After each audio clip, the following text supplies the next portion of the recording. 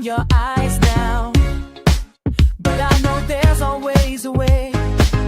From sunrise till dawn, I'll be here waiting.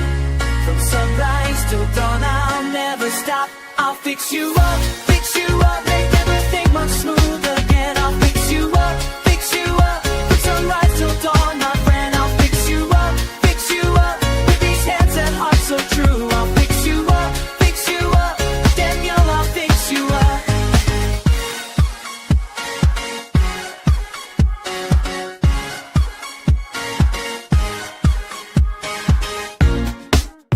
The connections might be tangled, the power source has lost its spark, but every wire tells a story, and I can mend what's torn apart. From sunrise till dawn, I'll be here waiting. From sunrise till dawn, I'll never stop. I'll fix you up, make everything run smooth again. I'll fix you up, from sunrise till dawn, my friend. I'll fix you up, with these hands and hearts so true. I'll fix you up, Daniel, I'll fix you up. When the current isn't flowing, when the signals disappear, I'll be here with tools and patience, make the static crystal clear. Every cable, every circuit, every problem that you bring, I'll restore what time has broken, make the whole world sing. So don't you worry about tomorrow, don't you stress about today. I've got maintenance for your troubles, and I'll chase them all away. I'll fix you up, make everything run smooth again. I'll fix you up, from sunrise till dawn, my friend. I'll fix you up, with these hands and hearts so true. I'll fix you up, Daniel, I'll fix you up. Hey, Daniel, everything's good as new. Hey, Daniel, I'll fix you up for you.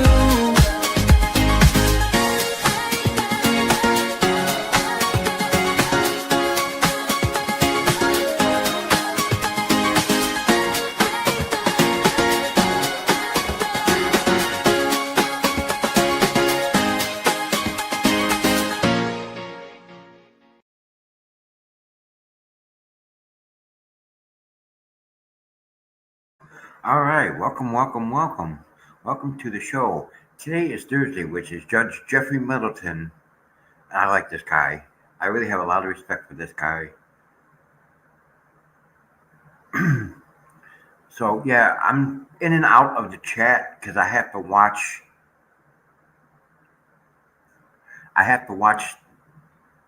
the YouTube that I'm rebroadcasting, so I can skip the ads. I actually got hit for an ad with a Denise Williams song.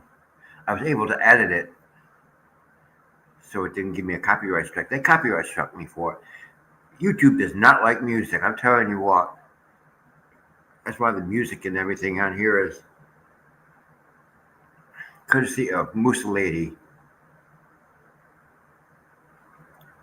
Musalady Wise Oracle made all the songs for this and did a lot of the graphics for this channel.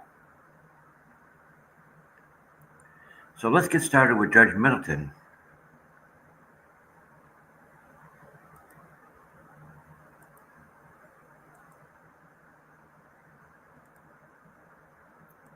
Let's enlarge this.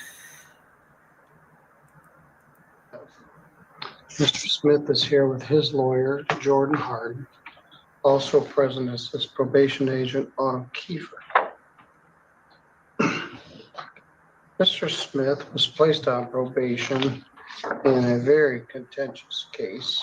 The victim was so angry in this case. Took it out on Mr. Smith and me. I issued a bench warrant for her arrest. She went to Florida and never came back. Alcohol was always an undercurrent in this case. And the defendant was placed on probation. He was convicted of failing to stop at the scene of a personal injury accident. Placed on probation. Yes, he's using a Dorilla pillow. How can you tell? Have you heard about Dorilla Ergo? It's the cutting-edge ergonomic pillow. To Autumn, the supervisor. Back in September of 2024, it was quite a heated sentence. Autumn has filed a probation violation alleging that he has failed to abstain from the use of alcohol or drugs. For that matter, set for hearing today.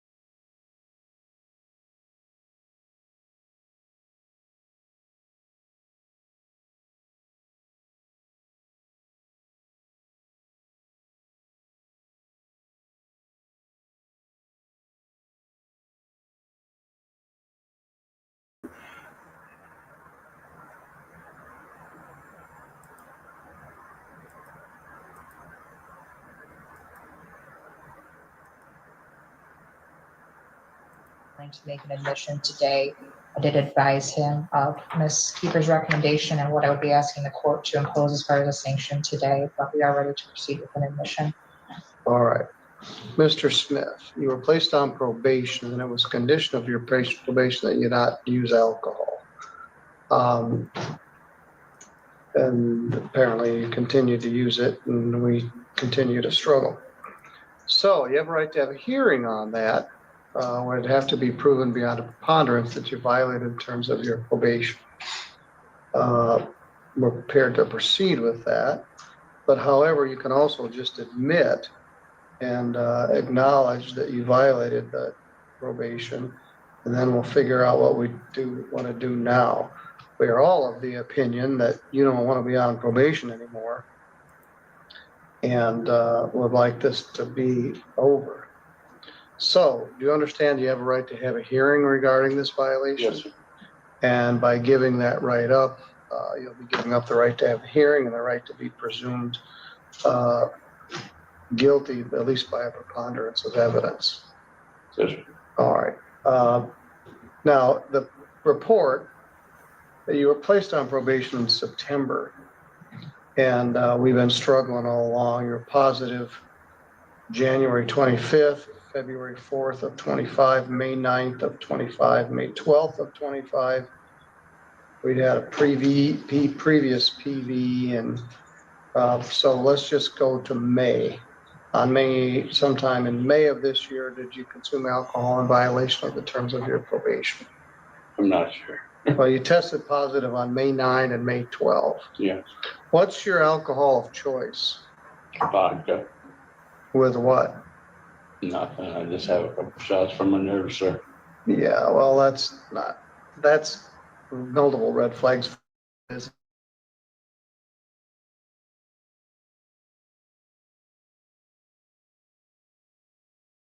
Straight vodka is, you lost your job at American Axle. Yes, sir. Was that alcohol related? No, sir. And where are you now? I'm working for my aunt in Signs and More in Schoolcraft. Signs and More? Yeah, we had irreconcilable differences at Precision Electric. All right. Ms. Kiefer, what's your thought here? Well, after receiving the treatment update this morning from his therapist at Pivotal, Mr. Smith just wants to be off this probation. I will note he has been negative for testing. It's great. He's recently gone through some medical issues.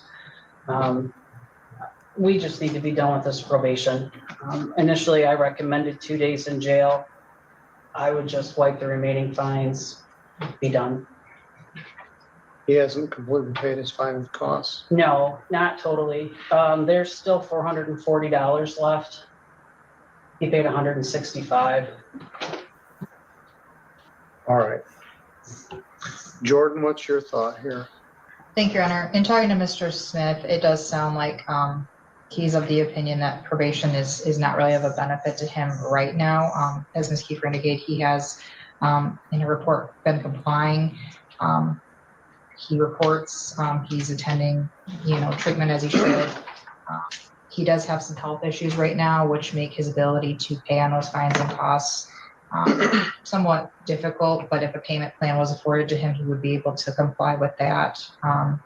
We would ask that any additional jail time, he get credit for what he served. I believe he did some time on that violation back in February. He did 10 days, I think, and then he did a couple more on Yes. some of the violations. Correct. We would just be asking for no additional jail time served and then to revoke the probation, and everyone can just kind of move on with their lives. Thank you. Ms. Canfield, do you have a thought on this? You weren't here when this all went down, but Your Honor, I guess my concern is that by saying he just wants to be off probation, that just every probationer wants to be off probation. exactly. And I think that just allows them to decide whether or not they wish to comply. And obviously that's not the case because we wouldn't be here if that was their choice. It's an actual order of this court that he's violated. And not only one occasion, a multitude of times, as can be seen from Ms. Kiefer's report. So I do feel that revocation is appropriate. I do also feel that some additional jail time is appropriate. While it's fantastic that he's been negative since June of this year and he's compliant with his other treatment modalities at this point, he wasn't compliant with this court. So that's certainly a sanction I think should be provided by a jail term. iExcel is helping 15 million students succeed in language arts. Thank you. Mr.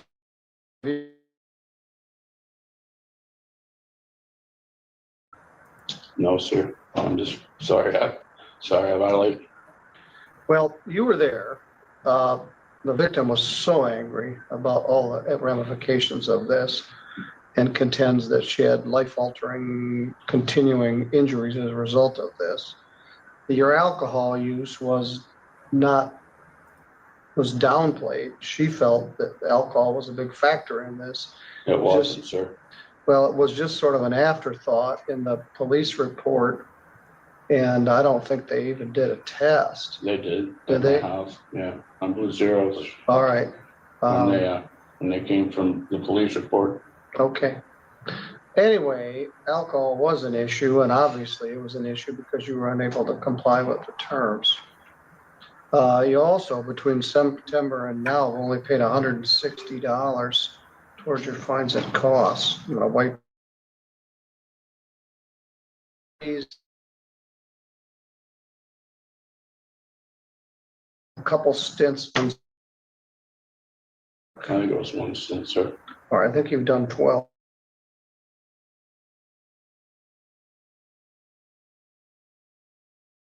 From probation.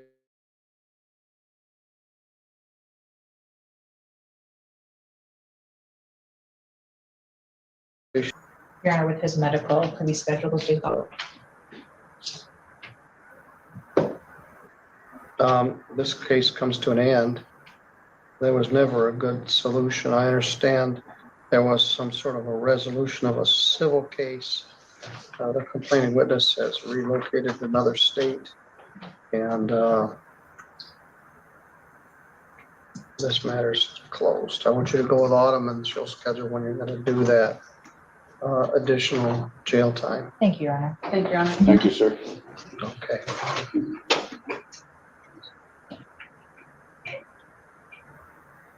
Mr. Matheny is here. Tim, is your guy here? Purdue's gonna be a little bit late. Called the office about 12:30, said he was not. Okay. Let's do Mr. Matheny.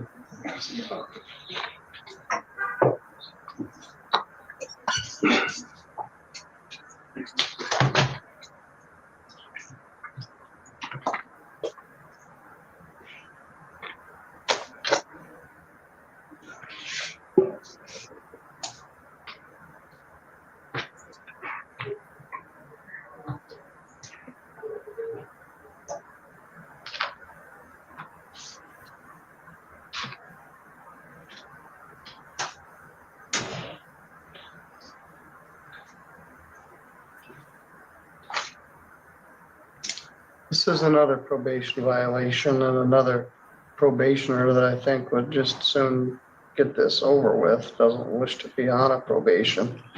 Mr. Matheny was placed on a probation for malicious destruction of property. It's alleged that he failed to report on a monthly basis, failed to notify probation officer of change of address or employment, failed to pay fines and costs, failed to abstain from the use of drugs or alcohol, and failed to seek or maintain employment. We had that hearing in June. A petition was in June. Defendant was here on July 9th, pled guilty to those allegations, and the hearing was set for today. The defendant has since paid restitution to the complainant. Said he's paid all his fines and costs. He is kind of living here and there. And I was pleased to see that things had been paid. Daniel, if we have an admission, what's your recommendation? Well, when I had originally made this, I just recommended the 5 bird days because he hadn't paid any money. But since I think after his last court date, I believe I can't remember the date, but he did pay everything off. I think there's still a $4 balance, which obviously I would ask that just be waived at this point. I definitely think there should be a sanction here because I haven't been able to gain him in treatment nor test him on a regular basis. I did put him on weekly testing, but he has a very difficult living situation, which is pretty much hither than there.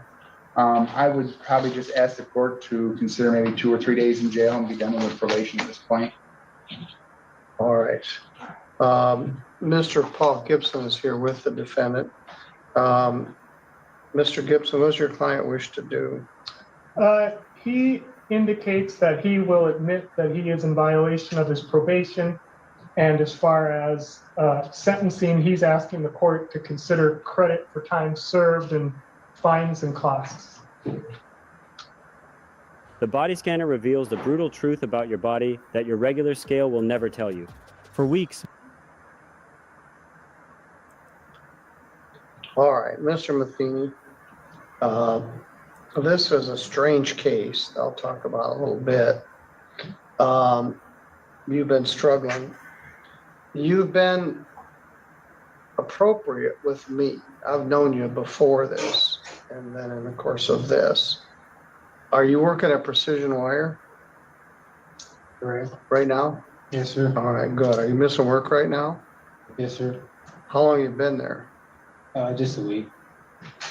Well, okay, let's go back to this. Are you going to acknowledge that you violated your probation by failing to report, failing to complete your treatment or participate in treatment, and eventually paying your fines and costs? I guess what we got here is failing to report on a monthly basis. That's legit. You paid your fines and costs. I'm not testing on a regular basis. And not testing on a regular basis. Are you willing to admit to those 2 aspects of your probation? Yes, sir. All right. Anybody threaten you to get you to do that? No, sir. And just like the last guy, you understand that you'll be giving up your right to have a hearing on that violation. Yes, sir. All right. You never really owned this. It's a weird situation. Your neighbors contended that you were shooting at their house with a paintball gun and broke their window. And there's a video of you doing it, wearing the same clothes they found at your house and the same shoes. So it was weird and spooky, and they don't know why you were mad at them.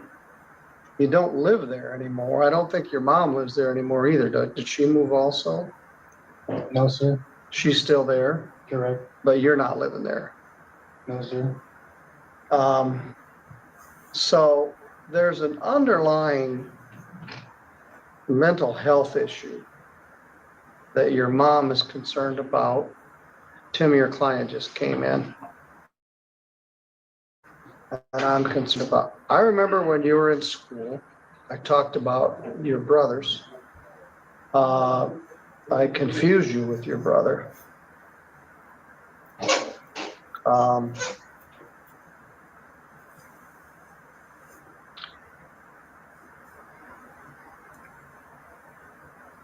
His brother got convicted of a criminal charge and was sentenced to the probation center. He was a senior in high school. And they told him he couldn't go into the probation center unless he cut his hair, which I thought was a stupid rule then, and I think even more of a stupid rule now. But he said, no, I don't want to cut my hair. So I'm going to do my time in jail. And they let him out of school every day, or out of jail every day, so he could go to school. My wife was his guidance counselor, and she bought him an alarm clock that he could use at the jail to wake himself up for school. And that young man graduated from high school. He kept to his principles. He wouldn't cut his hair, and he completed his sentence. And Cody's kind of cut from the same cloth. He has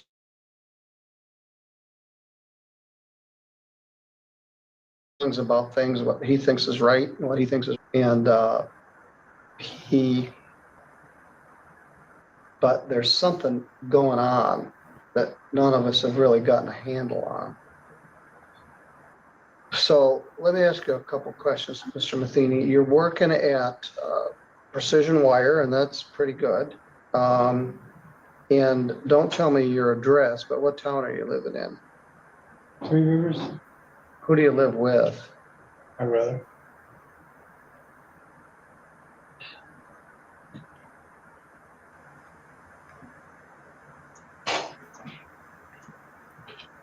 Mr. Gibson, what's your thought? You've heard Mr. Frazine's recommendation.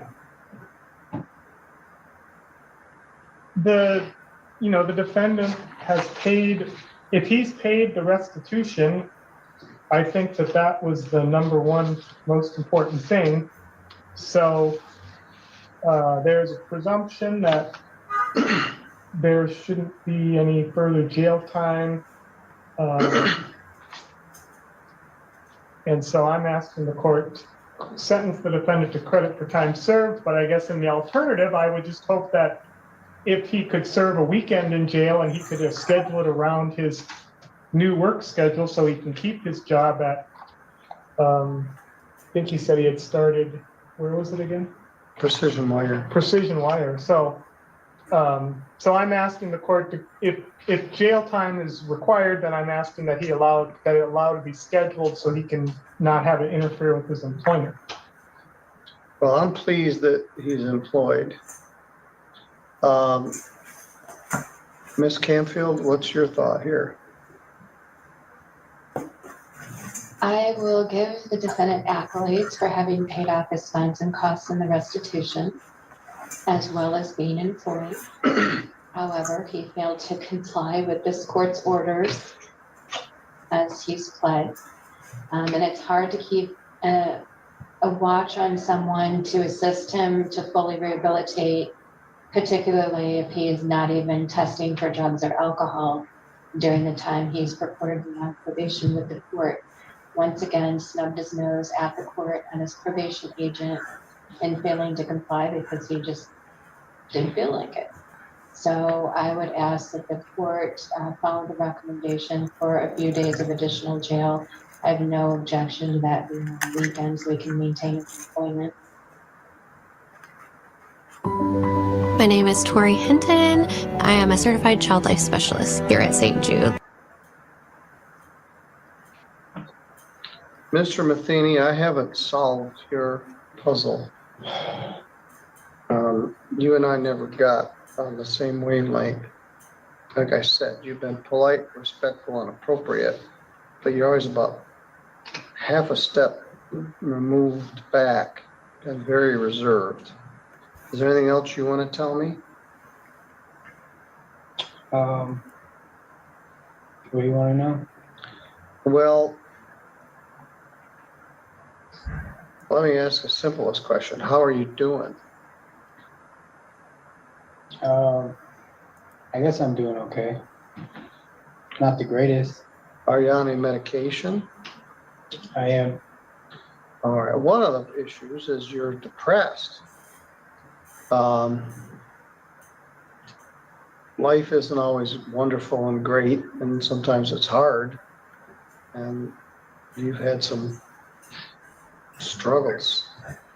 But I never got through to you, and I never got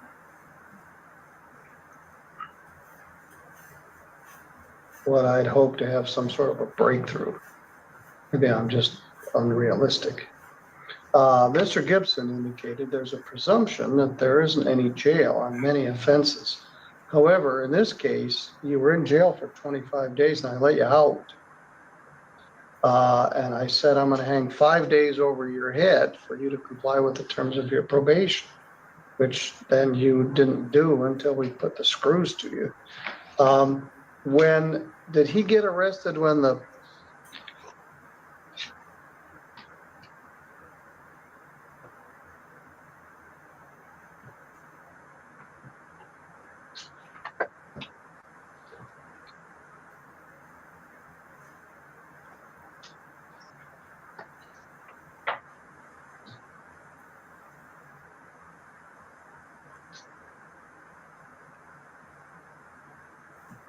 No. All right. I ordered 30 days. I'm going to change it to 27 days. Credit 25 means there's 2 days to serve, which will be scheduled by the probation department. As Ms. Camfield said, there should be some consequence. I'm going to waive any unpaid fines and costs. Your probation is revoked.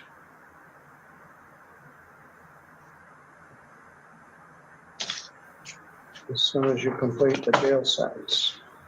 I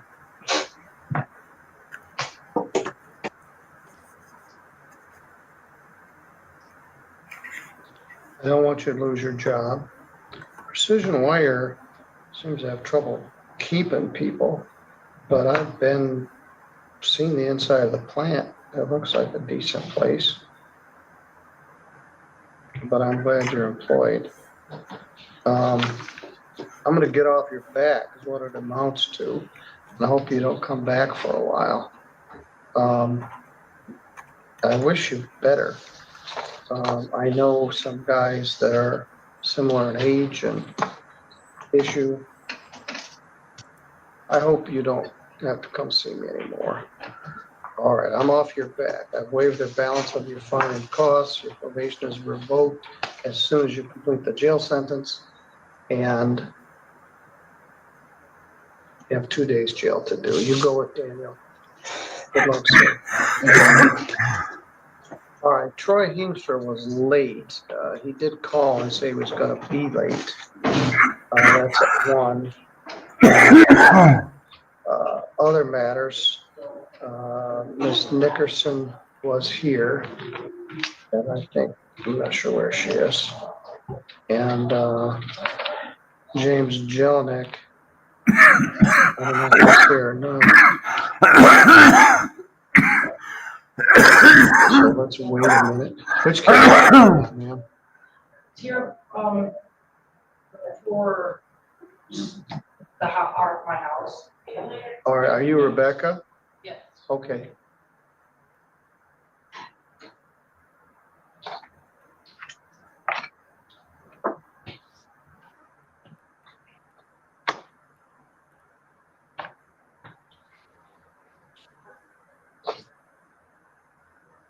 I'm sorry, we met a few times, but I can't keep anybody straight.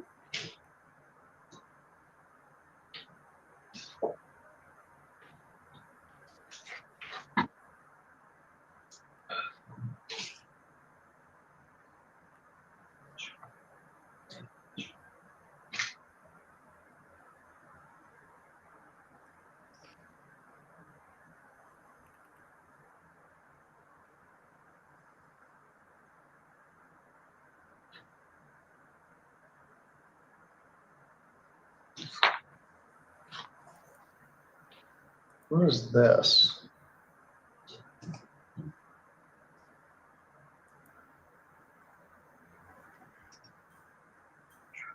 Stacy Adams.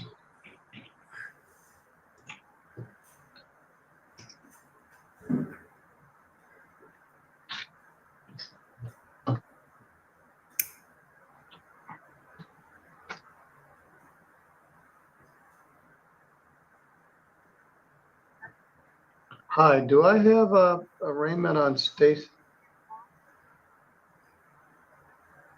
All right, thanks. Okay, all right, bye.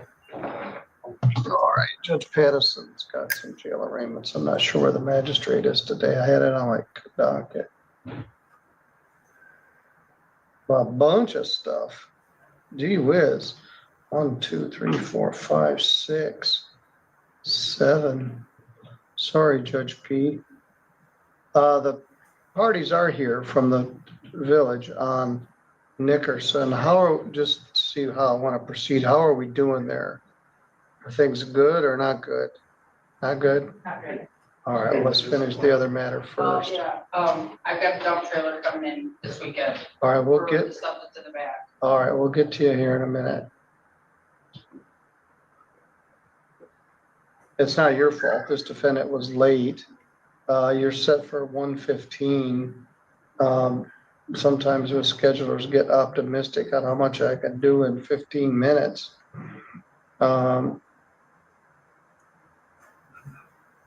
Jelinek, no, it's off my docket. He's not here. He is set for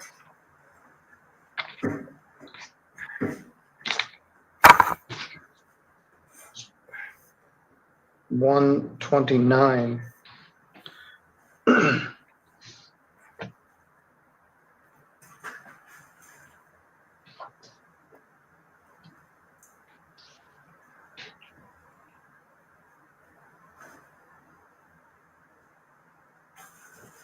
Let's be honest, there are zillions of things you'd rather do than look for insurance. Like assemble. Do you have any more cases pending, Doug? Today, you mean? No, but you're gonna finish up the cases that you have? I'll probably get some more before the end, So when's the end? December 31st. Of next year? Shoot. Next year would be good. Then it would be when I go.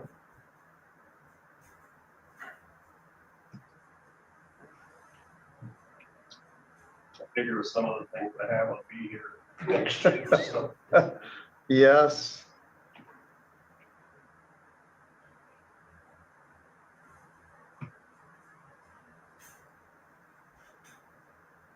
And I'm not going anyplace right away, so start with it. Okay.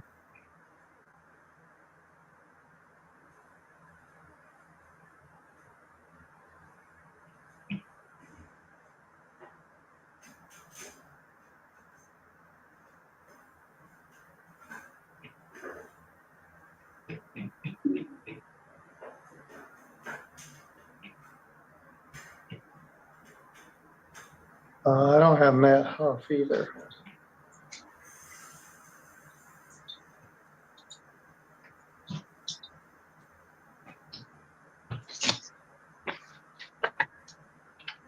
Well, I guess I don't necessarily need one on a zoning case, but we'll put that in there.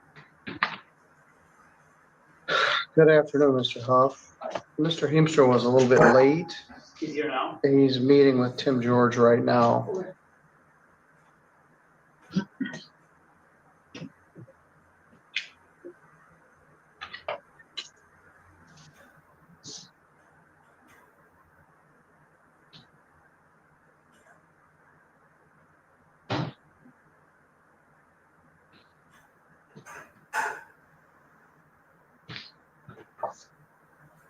had a document. So I was going to try to get copies. Make copies if you want. Copies of this. Is this boss? Yeah, it's supervisor. And then I get another one from another supervisor, but I was able to print it out.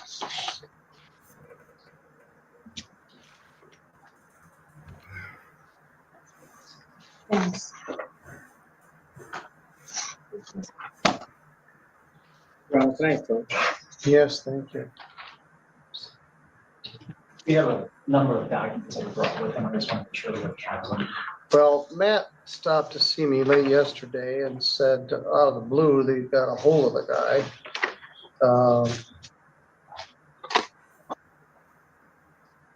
And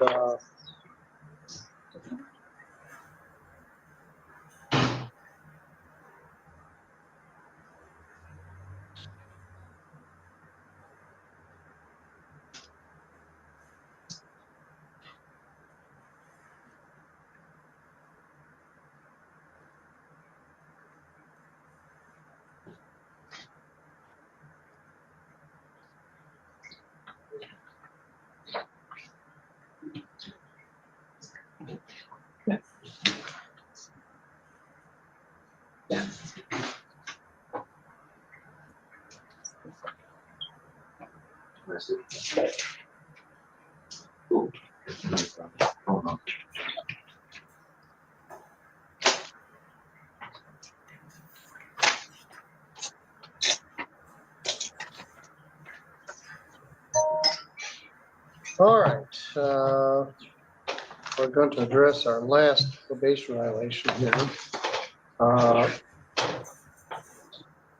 This is file number 241084FY, People versus James Martin. Troy Martin, James Heemstra. Troy Heemstra is how I know him. He was charged with resisting, obstructing a police officer and stalking. It was reduced to attempting to resist, obstruct a police officer and stalking. There were two separate judgments. In the stalking case, I gave him 37 days credit, 37 days, and some fines and costs, and a probation of 6 months. In the attempted resisting and obstructing case, I gave him 37 days credit, 37 days. So the probation was on the stalking.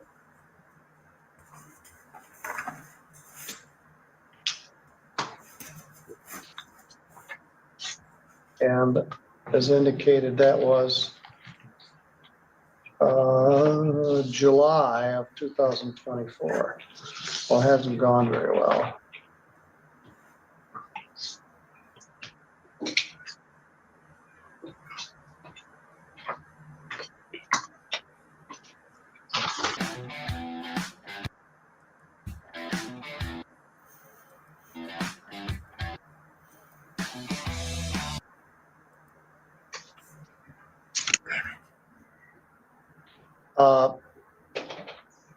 The probation, this was a troubling. There was a PPO. He was not to have contact with the petitioner and the PPO, which he did more than once.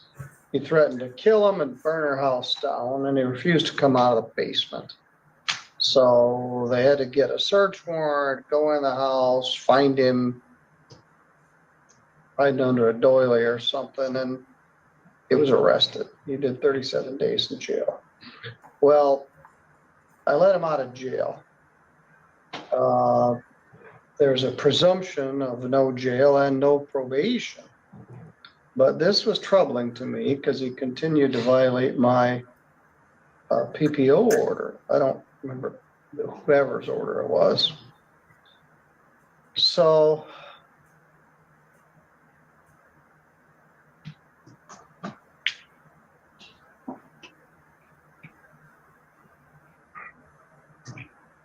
I ordered 6 months probation.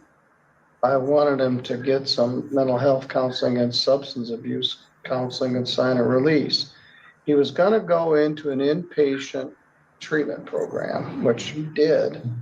And it was a condition of his probation that he not leave the program without permission.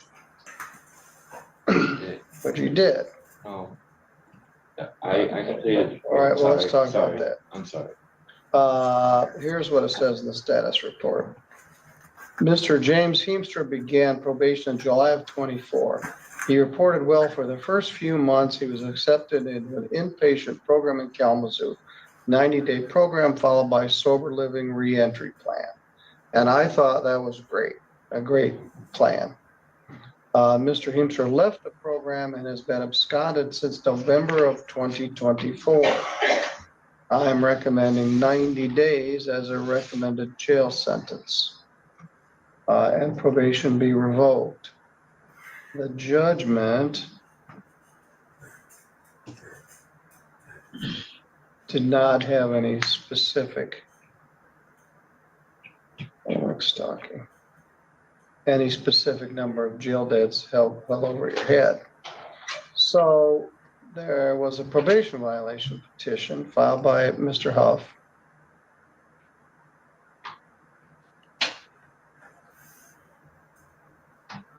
That he failed to report on a monthly basis. We actually had lost track of him since sometime in 2024. So Matt filed the probation violation petition on June 5th. There was a hearing on July 9th. Frankly, we didn't expect he was going to show up. And lo and behold, he did.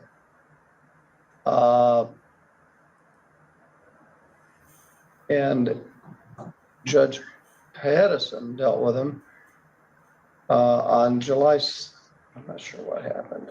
He didn't show up. I guess he didn't show up, and a bench warrant issued for his arrest. He got arrested, and Judge Pattison saw him while I was on vacation. Actually, I was here on July 17th. I didn't leave. No, I left on the 17th. So the defendant pled not guilty, and the matter was set for hearing today. Again, Matt had not heard from the defendant, and you heard from him yesterday. Is that correct, Matt? That's correct. All right, so maybe we'll get a bit of an update. So as in the last case, now Mr. George has provided us with some stuff. There is a letter there from the Gilmore Center talking about the completion of the initial program there, and then there's some testing records from the sober living facility that he was at. I believe there's also a letter there from one of the area supervisors for his client. Two of them. You should have two of them. All right. Now again, you hadn't heard from him, all of a sudden you heard from him. Got some new information. What are your thoughts at this point, Mr. Huff? I don't quite know how to sum that up for you, but I'll do my best. This is a difficult situation. Well, first of all, let's talk about the fact he didn't show up for his probation violation arraignment. He got arrested. Right. And Judge Pattison saw him on July 17th. So all that was under my radar. I knew this hearing was set for today. And then you came up late yesterday afternoon and said, I just heard from this guy. So last I knew, he hadn't done anything I'd asked him to do. Well, he hadn't successfully done what I asked him to do. Then he went AWOL. Then he didn't show up for his PV. Then he got arrested. And here we are. So I guess as best you can sum it up. Well, I mean, there's not a whole lot that I can add in regards to what's going on new with Mr. James Heemstra, other than what's already been discussed. He's provided documents to the court to show that he's employed full-time. He added a couple of documents that showed he completed the Gilmore Center program and then was enrolled in a sober living reentry program, which he did not leave on the best of terms, but he did substantially complete. He didn't complete. He stayed there for a substantial amount of time.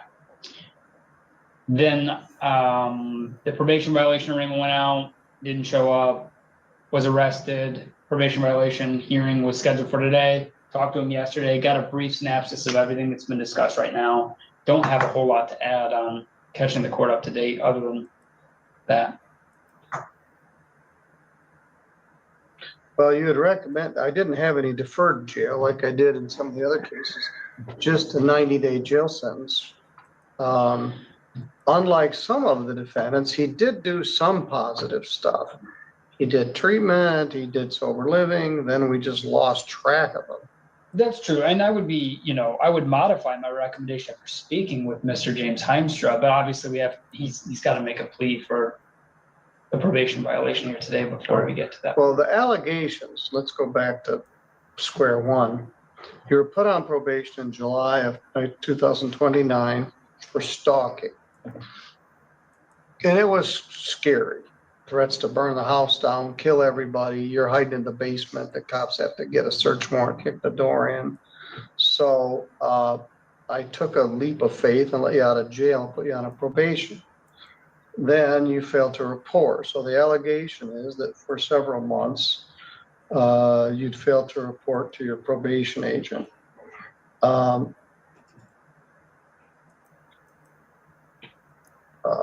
We lost track of you in November of 2024. So November, December, January, February, March, April, did you fail to report to your probation officer? Yeah, I missed my last 2 reports. It was supposed to be over in January. I think I did work November, December. All right, so you missed November, December, and January.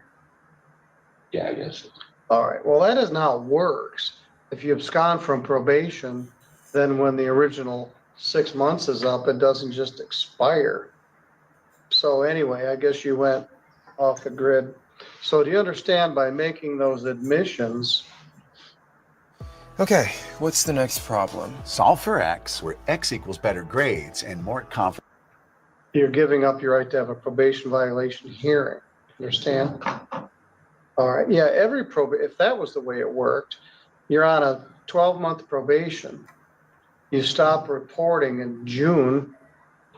You're put on probation January 1st. And then the following December 31st, the probation just ends. We'd have even more absconders than we do now. You're not off probation until I tell you you're off probation. So, all right, since November, what have you been doing? Well, I got a job while I was in the sober living place at McDonald's, just whatever job I could get. Which McDonald's? Gold Road. I was actually there when one of the guys tried to stab a woman to death right behind me. Which was a little traumatic. Yes. But then I kept doing good, like they say in the letters that my supervisors wrote. I was smoked a little bit of weed because I refused. They tried to put me back on the methadone clinic, and I refused. I refused the Suboxone. I refused all medications. And well, I'm glad you're off. So you're off the methadone? Yes, sir. Still to this day. Okay. I did have one relapse. I'm just gonna be real with you and tell you, and I had to get Narcan, just like you said. That's what he said. You almost OD'd. What did you take? Someone gave me a line of some fentanyl. Yeah. And next thing I knew, she was Narcaning me, and I was scared out of my mind. Well, you don't have the tolerance that you had, and fentanyl. Oh, Jesus. Which is exactly why you said you put me on probation. You were worried about that, and which this would have been like around November. When you said she Narcaned you, who did that? Casey. She Narcaned me, brought me back, and it scared the hell out of me. And so now, so where did that happen? At the house. So Casey, the person you're accused of stalking, you and she are back together? Like I said, I'm just gonna be real with you. I'm not gonna lie to you. Is the PPO still in effect? No, sir. It's okay. Expired. Well, I'm not. If you guys get back together, that's up to her. Which she was hoping to maybe even have a chance to speak well, with I'll you hear or from something. her. But this is all technicalities. All right. So, from what I understand. When did you OD? Like I don't know the exact date. I know it was after I left the sober living, which that was just because I was at work. Casey, when do you think it was? Was that in December? Okay, December. And Yeah, I overdosed, got Narcan, and it scared the hell out of me. And so I ended up giving in, and I got on this Suboxone because at least that's better than that. Suboxone's better than methadone. Is it? Are you do the injectables? The strips. I'd rather. I wanted to do apparently give they you a have to shot. put you on the strips for a while, and then they can do like the shot in your stomach or whatever. Yes. Which is just like once a month or whatever, but I'm still on the strips right now, which I just do. I don't even take a full strip because my whole goal of being in rehab, and I told you, like, you know, my plan and everything during court, that I just wanted to be not shackled to have to take medications and be able to get the kind of jobs that I wanted to get. And that's what happened at McDonald's. I went from being on methadone clinic, never being able to have a first shift job, traveling job, to I'm on salary. All right, tell me about this job you got. It's awesome. It's literally like, I don't know, I have 19 stores that I take care of, that I have keys to the safe. I have, like, that's why I was late. I had to make sure I got. Well, what do you do at the stores? I do traveling maintenance. I do HVAC, electrical, everything. Like in one day, I might. Well, where'd you learn to do that? I'm learning as I go. Like, so you come into the 19 stores and check out their electrical HVAC stuff? Just everything. One of the biggest things is getting the darn ice cream machines working. I'm not even gonna lie. I fixed so many. I saw it. So things were so bad, the ice cream machine worked at McDonald's. Yeah, like, I mean, I've learned so much. Like, well, somebody took a big leap of faith in you to giving you a job like that. Who was that person? Well, I mean, they kind of didn't. I started as a fry cook. Yes. And I just went to the grind and just put everything I had into it. Instead of concentrating on getting high, I worked. So you work for a subcontractor that works for McDonald's? I basically work directly for the owner. It's not a corporate. I mean, one guy owns 19 McDonald's between Kalamazoo, Allegan, and Jackson, including the one in Schoolcraft. And there are six of us that are traveling maintenance. There's 4 in Jackson County, and then there's just me and an elderly Jamaican dude that handle all the stores in Kalamazoo and whatever issues they might have. A lot of it consists of. Well, if you can fix the McDonald's ice cream machines, maybe you'll be famous and in worldwide demand. Oh, I get a lot of appreciation. Well, there's some reasons for it. I've read some articles about. They're automated, so if people don't do the simple things like clean it or fill it when it's empty, they lock themselves out. And the only way to do it is to do a brush clean, which consists of tearing the entire machine apart, changing out O-rings, and yeah, some of it's proprietary by the company that owns the machines. So all right, so you're in a much better place than you were. I feel like I'm in a really good place once I'm happy to do whatever it is to get. And the person that you're accused of stalking with, you're back in a relationship with her. You're on salary. I don't want to know how much you make, but it sounds like a good gig. Do you have insurance and that sort of stuff? I've got to wait for open enrollment or whatever for the insurance. So I don't have the insurance now, but I think it's coming up here pretty soon. It's typically in like the fall, and I believe a lot of open enrollments are for insurance, as far as I know. But your company doesn't offer insurance as part of your salary package? Not like just give it, no. All right. I gotta pay for it. But they do compensate me pretty well. Mr. George, what's your thought here? I think, just thinking back to when I saw Troy in the jail when we first went through this, I think he's moving to be the person that he talked about wanting to be. And, I know that we're not here because everything went perfectly, but I think we're stumbling along to a better life for, Troy and Casey. Don't take painkillers before you watch this. So, what are some of the things? You can hear the pride that he has in what he's doing. I spoke with him on the phone. I could hear it. He's getting emotional here today. And he understands that there's orders that this court makes, and he has to follow those orders. I think, he did a lot on the front end. He went to the Gilmore Center and then went into the sober living facility. There were circumstances there that he didn't complete it. But I'm not aware of anything, in the way of new criminal charges, any additional issues with the protected party and the PPO that came before the court. So at least to the core issue that brought him on probation to begin with, I don't think we've had any issues. I think the one big thing other than the employment is he's kind of broken himself from the chains of the vicious cycle of the victory plan.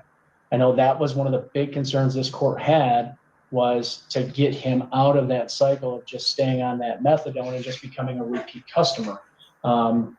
He's doing that. And, of course, we're going to have, relapses and hiccups for somebody who had a significant substance abuse issue, but I think he's doing what he can. My concern would be if the court were to impose a 90-day sentence, it's going to undo everything that he's been working on getting done. I know I had a conversation with Mr. Huff earlier about the possibility of the probation center. I think the concern would be because of the odd hours that they work, I don't know how that would work with the probation center.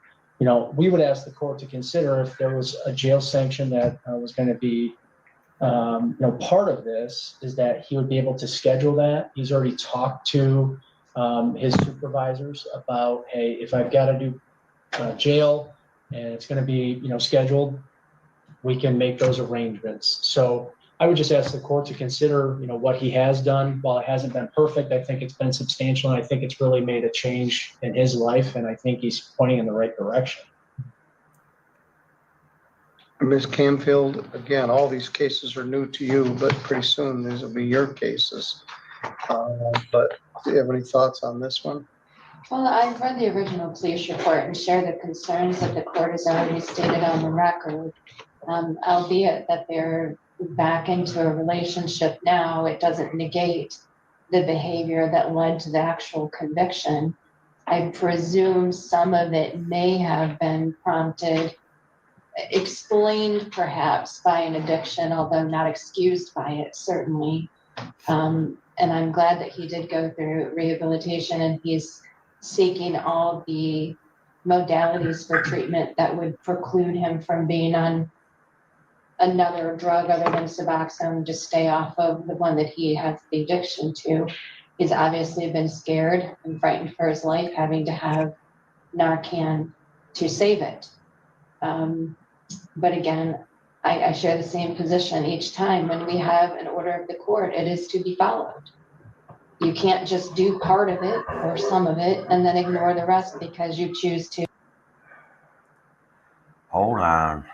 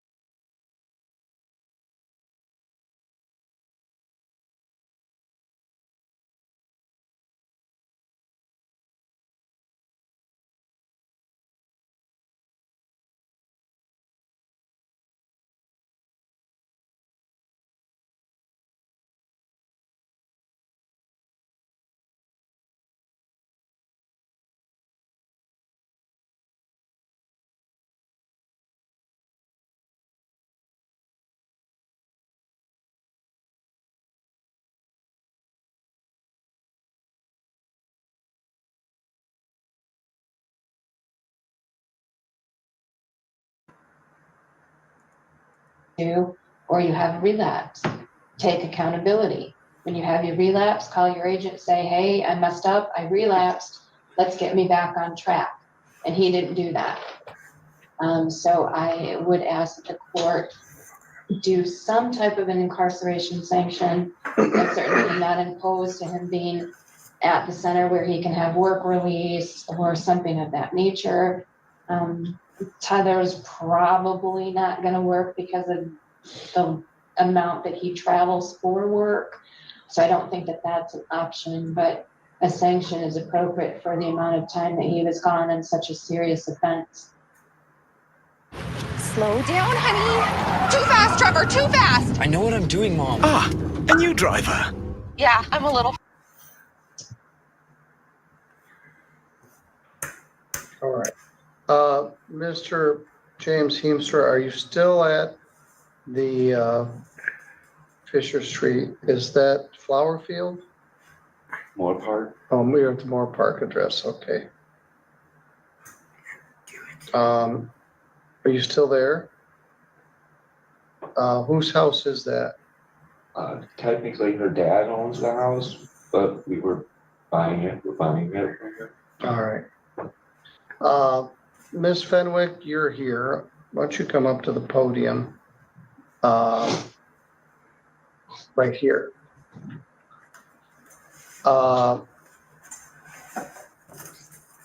You and Troy are back in a relationship? Yes, sir.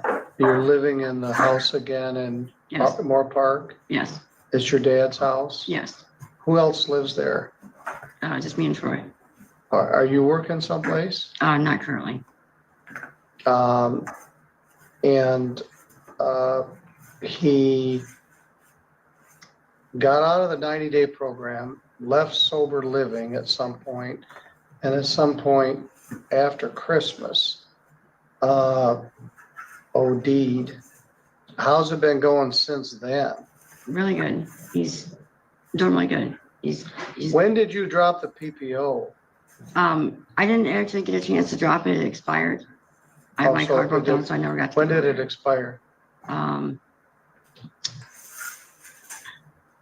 May 1st. Wonderful. So you guys were all together in violation of the PPO that was in effect in the first place. That was one of my concerns, that he just crashed through the gates of the PPO, but apparently you weren't too worried about it. Anything that happened before that expired, you weren't supposed to have contact with. Yes. All right. And he likes this new job? He loves it. Do you have a driver's license? Yes, he does. I bought 2 vehicles, insured them both. I have a license. All right. I mean, I'm doing everything I can to be a protective citizen to society. Yes, thank you. Go ahead, have a seat, thanks. Matt, I'll get to you in a minute. He's where I wanted him to be. He didn't do everything I told him to do, but he's where I wanted him to be, employed, negative at least, and not in a tumultuous relationship.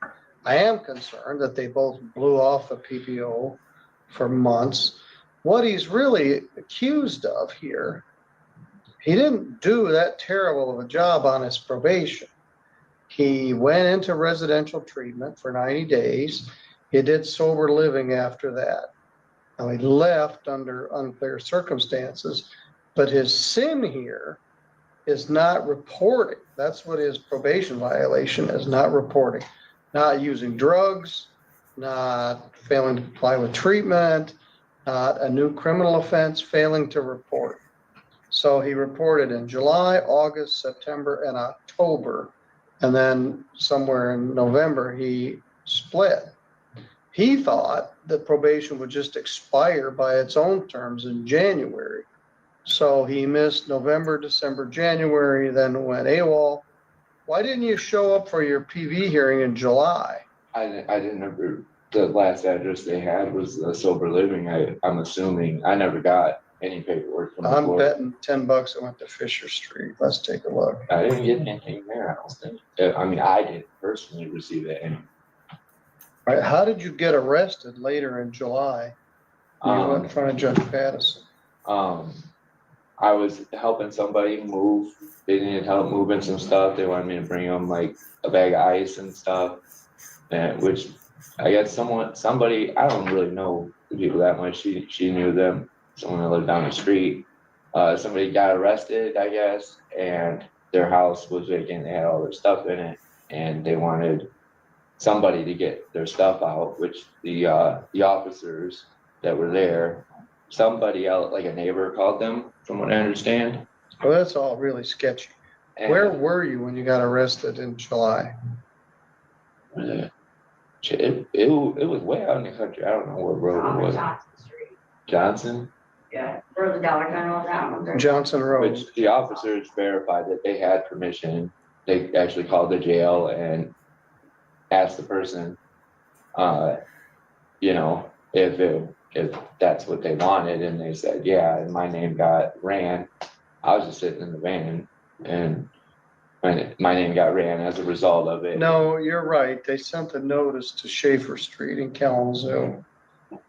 So that's probably why you didn't show up. The only, like, I kept meaning to call, and then, like, with my job, like, I'd go out to try to call them in private, and then, like, someone's yelling my name every 5 minutes, you know, because there's always something breaking, and I would have to run back inside, and then I'd mean to do it, and then I kept I'm not trying to sell any excuses. There ain't no excuse. I had a responsibility. Well, it sounds to me like you were in the wrong place at the wrong time with the wrong people is what it sounds like, which makes me nervous.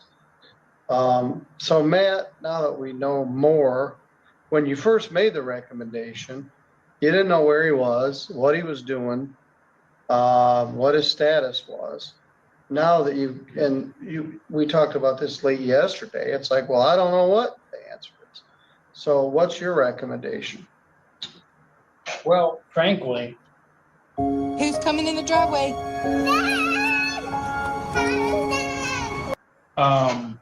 this is a difficult recommendation to make because the bottom line is he's walking the walk for the most part, it sounds like. And he's definitely talking talk, that's for sure.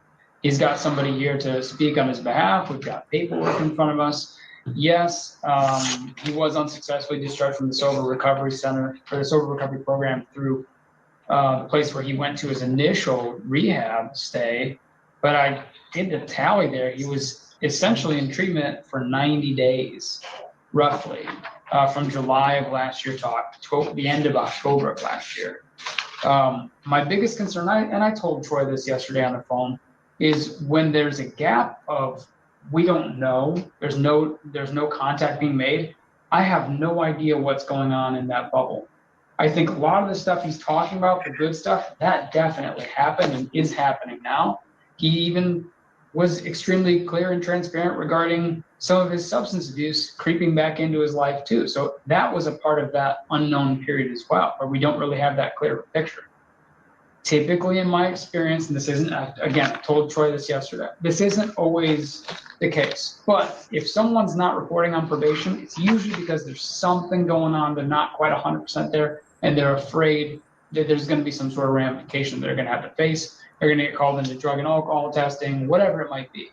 I don't know if that's what happened during the last 6 months or not. But the bottom line is, I don't think a 90-day recommendation is going to do that much of a good or that much of a service to the community or Mr. James Heimstra. He does need some sort of a consequence. You can't just blow the court off as far as the court order that the judge issues for probation, regardless of whether or not it's on Article 3 for failure to report, or Article 8, or Article 10, or Article 12 for failure to, or assaultive or threatening behavior, 13 for, or 14 for failure to participate in treatment. It doesn't really matter. There's got to be some sort of a sanction, but I would like to see Mr. James Heimstra get on with his life without too much damage done, because I don't want to see him back on another case. But jail is certainly appropriate. I contacted Twin County Probation Center. They are not available for the next 30 days or so as far as receiving clients in to stay. So that's not an option unless there's some sort of a delayed sentence where he goes in 30 days. Those are my 2 cents on the issue. All right. This is an odd day, which these sentences are similar. But you didn't do what I asked you to do. You did some of it, then you blew it off. You were upfront about your relapse and continued recovery. You're also upfront about blatantly ignoring the terms of the PPO. That's why I didn't. When I had to leave there, which it was literally just because I smoked weed instead of getting back on methadone. And I didn't report because of I went back there. Yeah, well, he was right. You were afraid of having the hammer drop. I wasn't court ordered to do a 90. Did he pay any fine and costs? I can pay it all tomorrow. No, I just have his balance after deducting an oversight fee. So he didn't pay any fines and costs. He didn't complete I stuff. will add, I did omit, he has 41 days jail credit in this case already. He did 37 up front, and then he's done three, more? I'm sorry. Yeah, I believe he's done 3 when he got picked up on a warrant. All right, I didn't know that. I had 40 credit 1. All right, so he's done 42 days, credit 40, leaving 2 days to serve. I have 41 days because I got arrested 3 times in the 1 week. Yes. I did 3 or 4 on top of the 37. I gave you 5 days credit on top of the 37. Oh, sorry. But can I clarify one thing? Yes. That seems to be confusion. I wasn't court ordered to do the sober living. I did that on my own. I know. I completed what you asked me to do. It says, well, you didn't because you stopped. I graduated the rehab. And it says in here, this was a client at Community Healing Center from 7:30 to 8:13. That's 14 days. Yeah. Successfully completed the program at that date. You didn't do a 90-day program. You did a 14-day program. And then, yes, you did that on your own. Program after that. Yes. That's why I'm only giving you 2 days instead of 90 days. Because you didn't do what was directed. You violated your PPO. But you're where I wanted you to be: employed, in treatment, drug-free. I'm getting off your back. I didn't pay anything during this, but I'm waiving all your fines and costs. You got 2 days to do what you'll be scheduled by the probation department. We go with Mr. Huff. Do you need these back, Tim, or are these my copies? Do you want that, sure? No, I have. Well, we'll make sure we get. Those are I have bad eyes. Those are just the. Those are the originals. Yeah. If you need them back, we'll take copies. But I'm off your back. I waived the money that you didn't pay. I hope you can stay on the path you're on, or it'll be worse than a Narcan. Good luck to you, sir. Thank you, Ron. You must order ice cream at thank you McDonald's. personally for all because it sucked being in jail and going through the sickness cold turkey, but yes, I needed it and my life's been better because of it. I just wanted to thank you for that. I'm glad to hear it, and I hope it continues to go well for you. Thank you. All right, thank you, Mr. Huff. Yep. Thank you, Judge.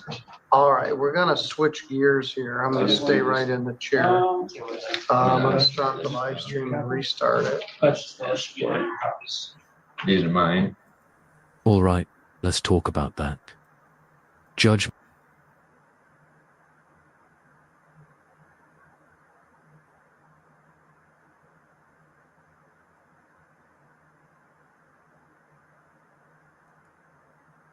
That probation wasn't good. It's hard to have a bad, but the content was good.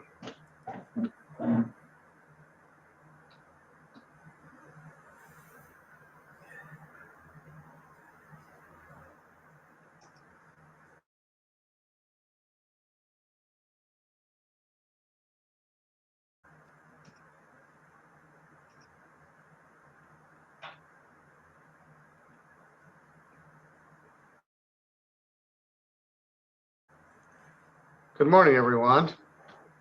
Today is Monday, August 25th. I've been gone for 5 days. I did come in Friday morning for a couple of hours after I returned from vacation to the conference and got ready for this morning. Took care of a bunch of pending matters from while I was gone. And it's good to be back. I've already got people checking into the waiting room. We don't actually start for a few minutes yet. Our California visitors are here and brought cool weather to Michigan. Feels like October. I hold them responsible for that. Now the lake temperature went down about 10 degrees from Monday to Saturday. And, but it's good to be back to work. I did get some things going on at the tail end. Conference was very good. Spent some sessions learning about things we needed to learn about. Spent a specific session on mobile home landlord-tenant matters. The entire session was on landlord-tenant with mobile homes and manufactured homes and the termination of tenancy versus non-payment of rent. So that was a lively discussion. There were 130 district judges there. And if you got to go somewhere, I guess the Grand Hotel is a good place to do it.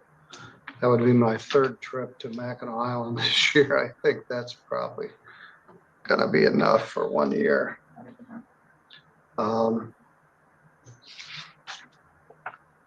We have a full civil docket this morning, every 15 minutes. Then we have some sentences, 4 sentences between 10:30 and noon.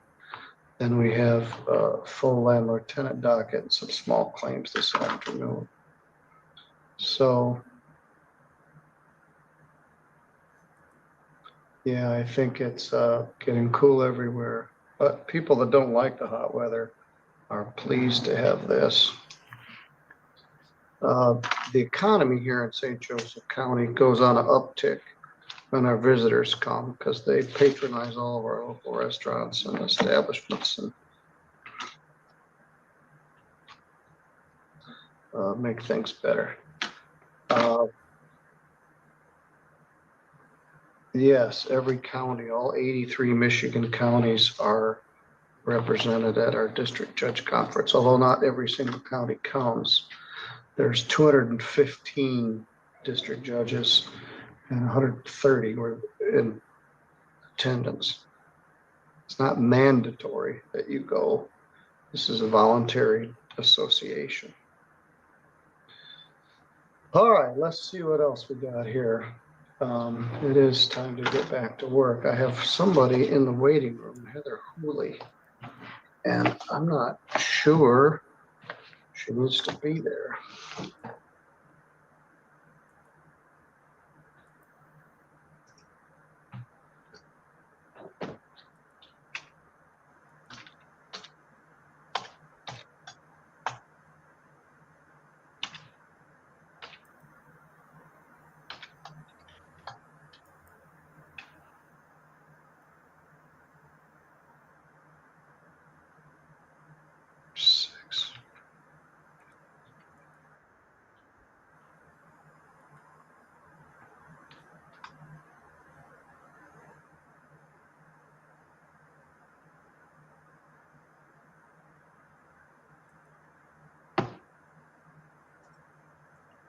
Oh my.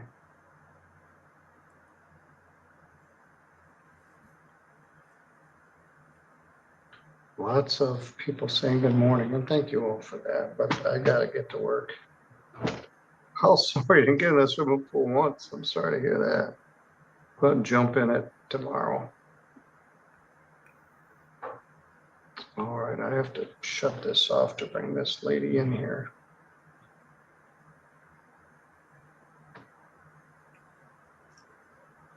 Dan Hicks and his Hot Licks had a song called "How Can I Miss You If You Won't Go Away?" So I guess I went away. But just like everywhere, some are sort of winding down, and some of your summer lasts longer than others.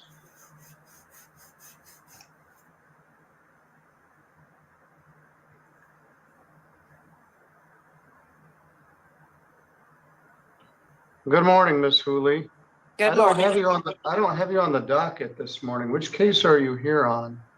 Oh, it was supposed to have been for the Ryan Phillips, the Three Rivers Health. I thought we did that. That was actually Winners Associates that we done. Let me look at it. Okay. But we did have an agreement, him and I, the Ryan Phillips. I did send him a payment. So, I mean, I just wanted to attend this because I had gotten a paper and I didn't get nothing to say it was dismissed. We talked to you in June. We did an order for installment payments in June. And so I think that matter's been resolved. Okay. Is that file 23299? It's 25566. All right, let me look at that one.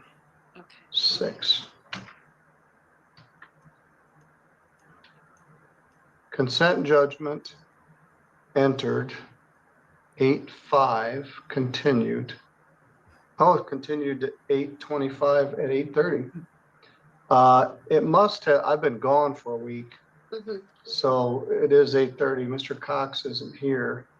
Let's see, apparently that you sent the consent through and they must have taken it off my docket because it's not even on here. Okay. Yeah, we were here on August 5th and I continued it until today, the 25th, for that consent judgment to go through. And it must have done so, so they removed it from my docket. But it's always good to check in. That was a difficult case. Some other judges watched that hearing and expressed an opinion about aspects of it. But you guys have reached a consent judgment, so we'll go with that.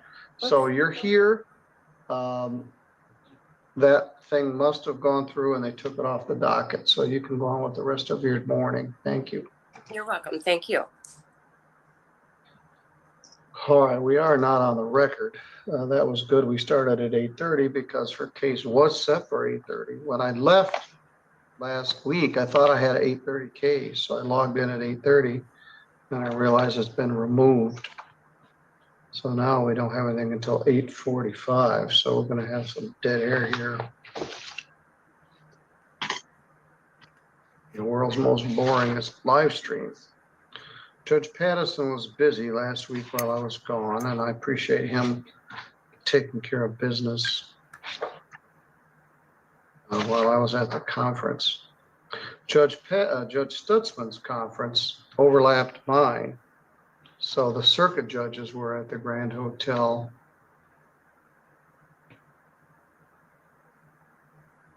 Saturday, Sunday, Monday. Or no, Sunday, Monday, Tuesday. I think theirs ended on Tuesday. So I arrived Monday. Judge Stutzman was still there on Monday. And he's friends with a lot of the same judges that I know. So he was there. And then we overlapped on the other end with the prosecutor conference. The prosecutors have met at the Grand Hotel for many, many years. And so ours was Tuesday, Wednesday, ended Thursday, the 21st, and the prosecutors came in on the 21st. So I didn't see any. I think we left about 10 and they probably got there about noon. So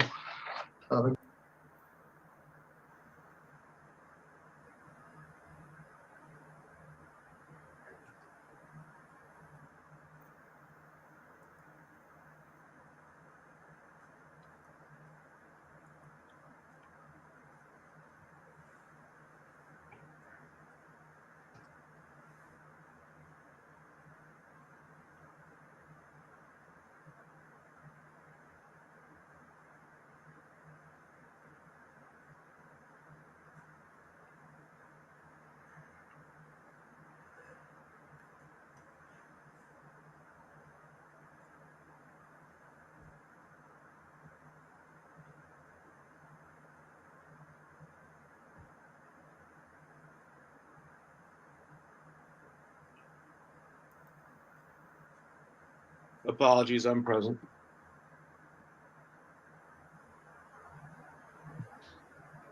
All right, we'll give her a minute to get off the road. I Yes, sir. apologize. There's one right up the road here.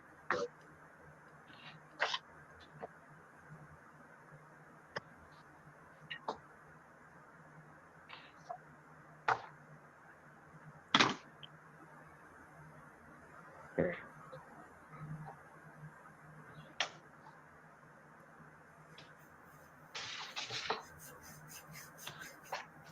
Heaven forbid, one day we're trying to conduct court business and somebody has a car crash, particularly worse when they're driving. Often they're the passenger, but I certainly don't want to do it with anybody where they're driving.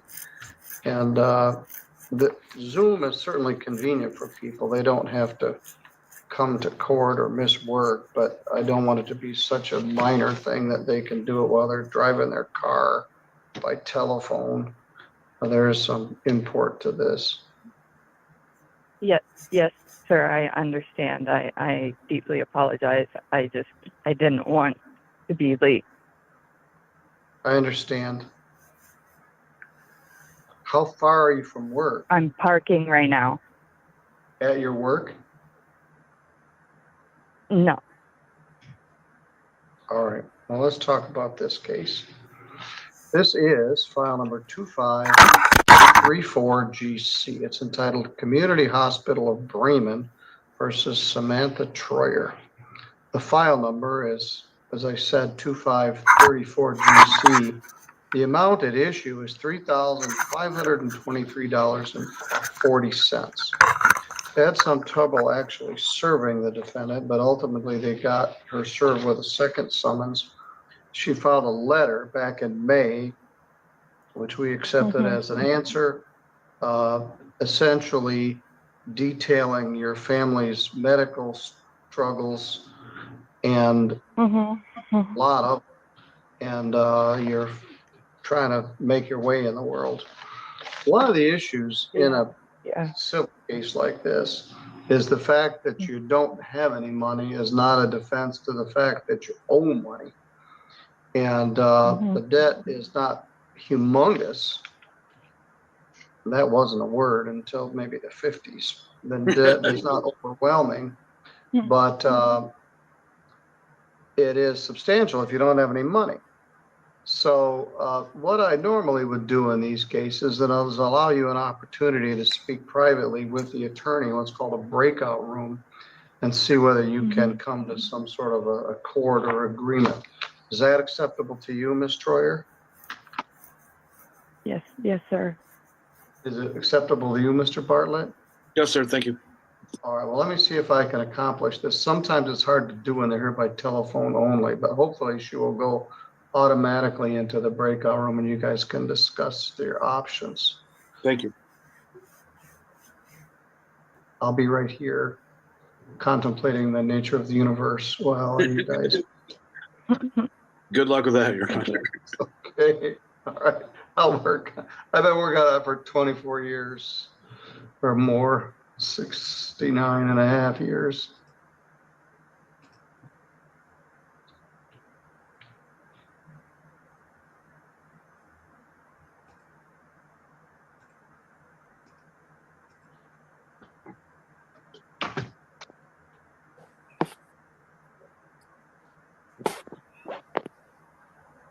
Good morning, Miss Goodwin. I just wanted to check in with you, make sure we're on the same wavelength. Can you hear me? Yeah, I tried. All right. Every time I try to get the closed caption, it disappears faster than I can hit it. Can you hear me? Yes, I'm hearing you. All right, I'm going to put you in the waiting room. We're set for about 12 minutes from now. Don't go away. If the attorney comes in early, I'll bring you in early. Okay, thank you. Thank you.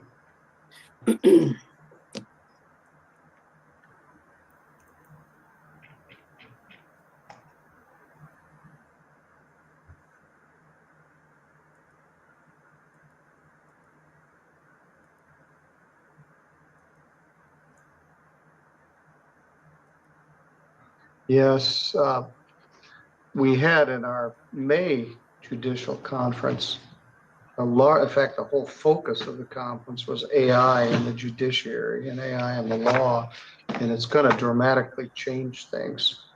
And there have been several prominent cases, one recently in Georgia, where a lazy lawyer had an AI draft a brief Got in trouble for with it. false citations in it. They're called hallucinations.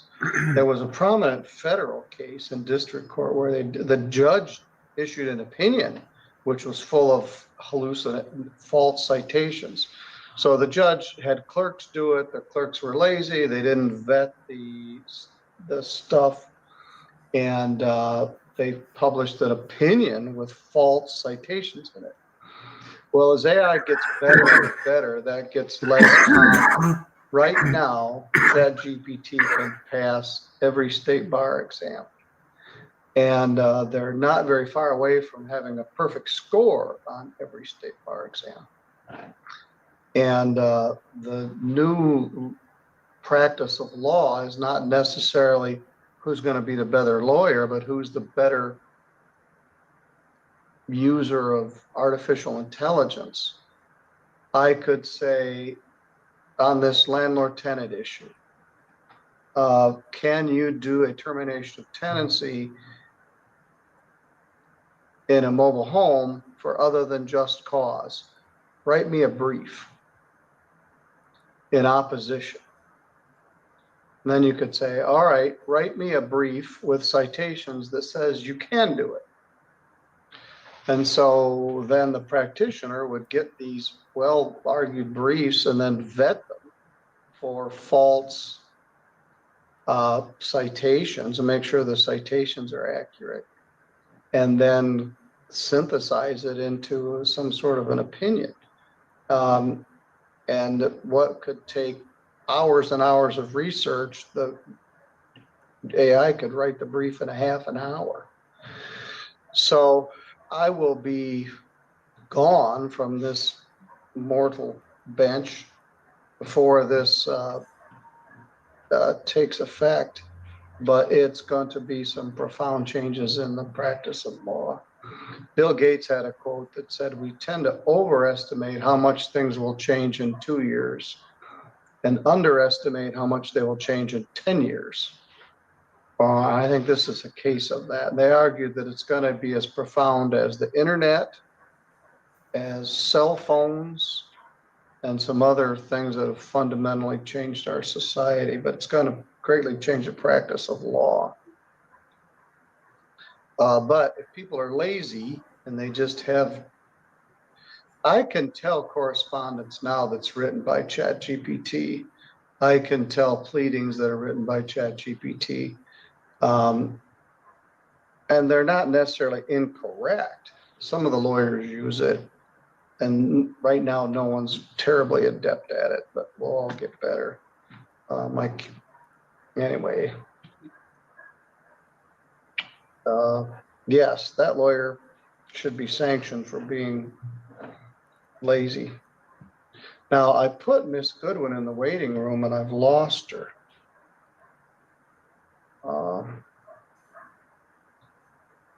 She had a hard time.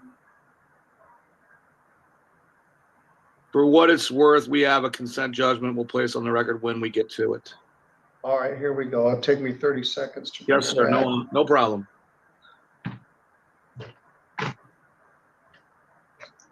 Mr. Bartlett, you're in Monroe? Yes, sir.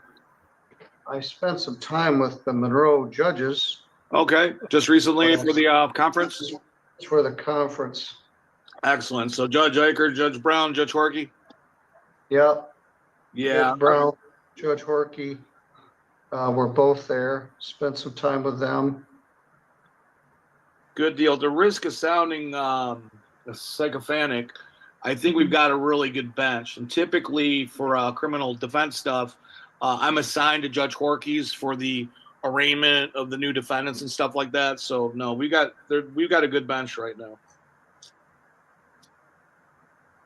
And don't you have a new opening? Somebody resigned? Judge Arnold, Probate. Judge Arnold with the probate, I guess, announced Friday of last week that he was stepping down and retiring, and I believe his last date will be September 30th. Some people are trying to talk me into putting my hat in, but no, thank you. No, I don't want to do PPOs. I don't want to do the child protective cases. I did that as a young attorney, and boy, oh boy, I don't miss it. Be careful what you ask for, because you might get it. Right on. All right. Well, Ms. Troyer, you and Mr. Bartlett have been discussing the case, and he advises that you've worked out a resolution. Mr. Bartlett, what's the settlement? So, long story short, she's going to consent to a judgment, a grand total of $3,739.79. That's reflecting the principal of $3,523.40 that the court noted earlier, $75 in attorney fees, $75 in filing fees, $38.39 in service fees, $20 in motion fees, as the court noted there was a motion for a second summons. So the grand total, once again, $3,730.79. She will pay that. I didn't pick a date of the month, but she's going to make that in installment payments. She'll pay that entire amount over the course of 2 years. That monthly payment will be $160. I rounded up a little bit, so that last payment will be $10, $20 less, and that's the full agreement. Ms. Troyer, when would you like to start that? Would September 15th be acceptable? Yes, sir. And Ms. Troyer, and I don't mean to overstep the judge, but we have an agreement here, and I don't have access to your bank account. Would October 15th be easier just to budget it in because you know what's coming? I would very much appreciate that if that would be possible. Yeah. No problem. No problem. Thanks, Judge. All right, we'll start at October 15th. Now, Mr. Bartlett is going to prepare what's known as a consent judgment, and he's going to send it to me. Does he have your permission to show that you consented to this on the record? Yes, sir. And where would you like that emailed, faxed, or SkyMailed, or where would you like me to send it, Judge? All right, well, my court it's on the notice. It's 3B Civil at stjosephcountymi.gov. Okay, it is. I just didn't know if there was a magic email or somebody you wanted. You haven't appeared here before. Monroe and St. Joe County don't interact too much. Right. All right, Miss Bartlett, are you still at, Miss Troy, are you still at the 7th Street address? Yes. All right. Now, you can contact the law firm if there are any issues with this, but he's going to submit what's called a consent order, which will show you that amount, $3,523.40 plus cost for a total of $3,730.79. Payments begin October 15th and then the 15th of each month thereafter. That will prohibit any sort of garnishment or other collection activity on this debt. Do you have any questions? No, not at this time. All right. I'm going to let you go, and so you can get to work. Tell your boss the judge made you late, but I didn't want you to cry while we did this. So if you have any questions, you can contact Mr. Bartlett's law firm. Otherwise, you're going to get a copy of this consent order indicating that you'll be paying $160 per month starting October 15th and the 15th of each month thereafter. Thank you, Judge. Thank you, Mr. Chair. All right, thank you. Now, I had Ms. Goodwin. Have a good day, Mr. Bartlett. I'll see you again, perhaps. I think he has the same hairstyle as me, but his look better than mine did.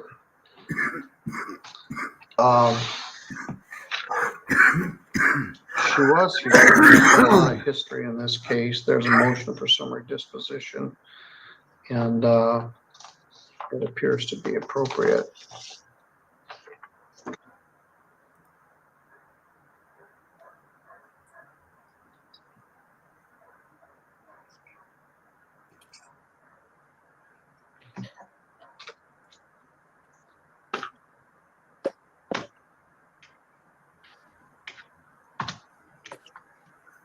It's me, I'm Ms. Good- back. All right, I lost you. I got worried for a minute. We transacted our other business. We're ready to address yours. This is entitled Discover Bank versus Cindy Goodwin. Attorney Andrea Fees is here.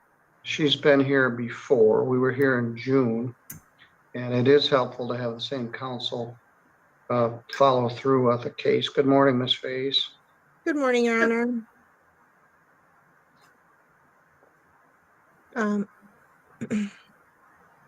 Andrea Fays for Discover Bank P76952. We had a pretrial on June 16th. The defendant and the plaintiff were placed in a breakout room, but unable to reach a resolution. The plaintiff was given a discovery period and 45 days to file a motion for summary disposition. The defendant was given an opportunity to respond. Plaintiff has filed that motion for summary disposition. Ms. Goodwin, you have a copy of that. It contends that there is no material issue of fact, and you've not stated a defense to the fact that you owe the money. You filed a subsequent letter dated July 10th, which we accepted, again, expressing your medical and financial problems. You're just living on your Social Security and they can't collect anything from your Social Security. But the fact that you have those problems is not a defense to the fact that you owe this debt. Consequently, they filed this motion for summary disposition. Ms. Goodwin, if you don't have any money, you don't have any money. They can't seize money that you don't have. And they can't seize or access or garnish your Social Security benefits. So even if a judgment enters, they can't collect it if you don't have any money. But it brings closure to the case. Your circumstances could change. You could inherit money. You could win the lottery. You could have a change in circumstances where your income increases. At any rate, that's why they're asking for this judgment and why they filed this motion for summary disposition. Ms. Fays, do you wish to speak to that at all? I would be happy to just touch the points of our motion if the court would like. Yes, go ahead. On August 31st, 2007, Ms. Goodwin applied for credit services with plaintiff. After reviewing the application, Discover Bank extended an account to the defendant. The terms and conditions of that indicated that use of that account constituted acceptance of the contract. The defendant did, in fact, make purchases on that account over a period of time, and was paying per the terms of the agreement, but eventually stopped making payments. And due to defendant's default on the terms of the contract, we would request that judgment be entered in this matter. It is within the statutory period set forth. It's within a 6-year period of the last payment. And we would request that judgment in the amount of $7,657.83 be entered, in addition to court costs, which include a $160 filing fee, a $20 motion fee, $76.49 in service, resulting in a total judgment in the amount of $7,914.32. Ms. Goodwin, you had also mentioned that you had been involved with a debt consolidation company, and that often is the case, and sometimes people end up in worse shape after that than before. Yes. But this case was not resolved as part of any debt consolidation. Is there anything else you'd like me to know? Not really. That's it. I don't have the money. And if you don't have the money, you don't have the money. Okay. And I don't, Your Honor. I'm sorry. My allergies are so bad right now. There's that going on. All right, the motion does appear to be appropriate. I'm going to grant the order for summary disposition. Ms. Faze, thank you for sending an order which reflected exactly the numbers that you stated on the record. 7,657.83 is the amount of the debt. The costs are 256.49 for a total of 7,914.32. Now, a couple things, Ms. Goodwin. As I indicated, if you don't have any money, you don't have any money. Correct. But this debt isn't going to go away, and it's going to accrue interest. If your circumstances never change, I guess they'll never be able to collect on it. But it is an order that finds that you owe this amount of money. You haven't stated a defense, and there is no material issue of fact. You may wish to stay in contact with Zwicker and Associates, the law firm that represents Capital One. And right now, you're just struggling to keep the lights on and food in the refrigerator. And it's not high on your list of priorities to pay this old credit card bill. But this judgment is going to enter. It is going to be on your credit record, and it will show that a debt is owed. Beyond that, I don't know what else to say. We weren't able to work out any sort of repayment agreement, and the debt is substantial and more than you can afford to pay on. It will also accrue interest, which will make the debt just get bigger. But same thing applies. If you don't have any money, they can't collect on it, no matter how big it is. All right, I've entered that order, $7,914. Are you still at the South Clay Street address? Yes. All right, I will send a copy of that to you. And the number and contact information for Zwicker Associates is on that order. Okay. Ms. Faye, anything else you wish to say? Nothing further, Your Honor. Thank you. All right, Ms. Goodwin, I wish you luck, but it is what it is. All right, Ms. Faze, I'll probably see you again sometime on a Monday morning early.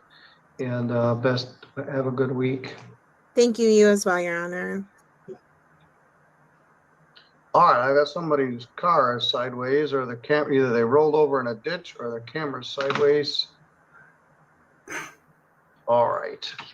Are you Nicole Rustad?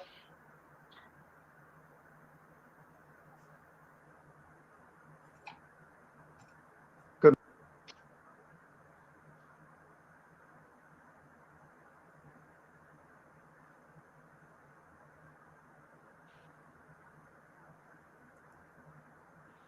Good morning once again, Miss Rustad. The plaintiff is not here yet. The case we're discussing is Spring Oaks Capital LLC versus Nicole Rustad. The file number is 25470. The claim was originally for $2,667.55. In your letter that you filed back in June,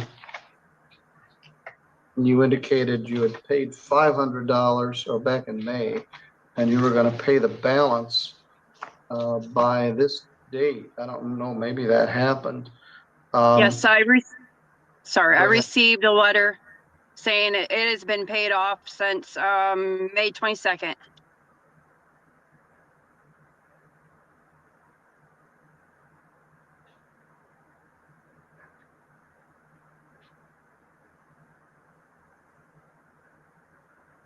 Who is the letter from? Weber and Olsey?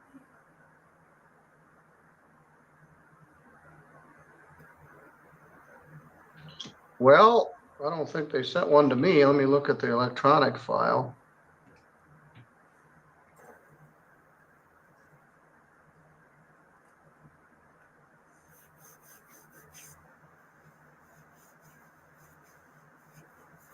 Thank you for checking in. I would have known nothing.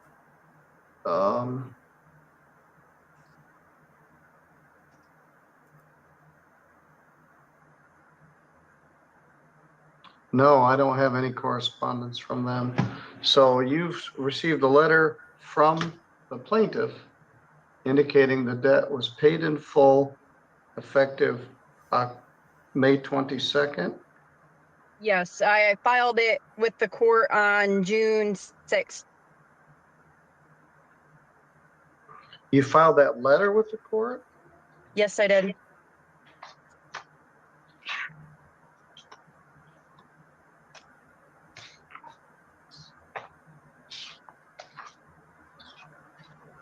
I don't have it. Hmm.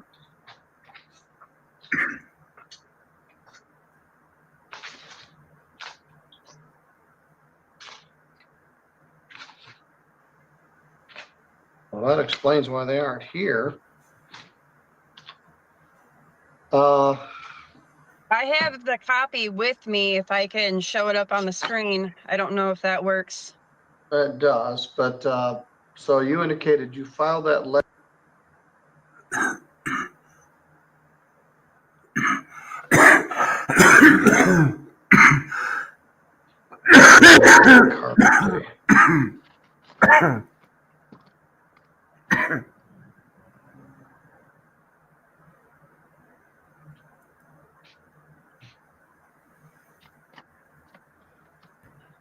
All right. Good morning, Mr. Begg. Good morning, Your Honor.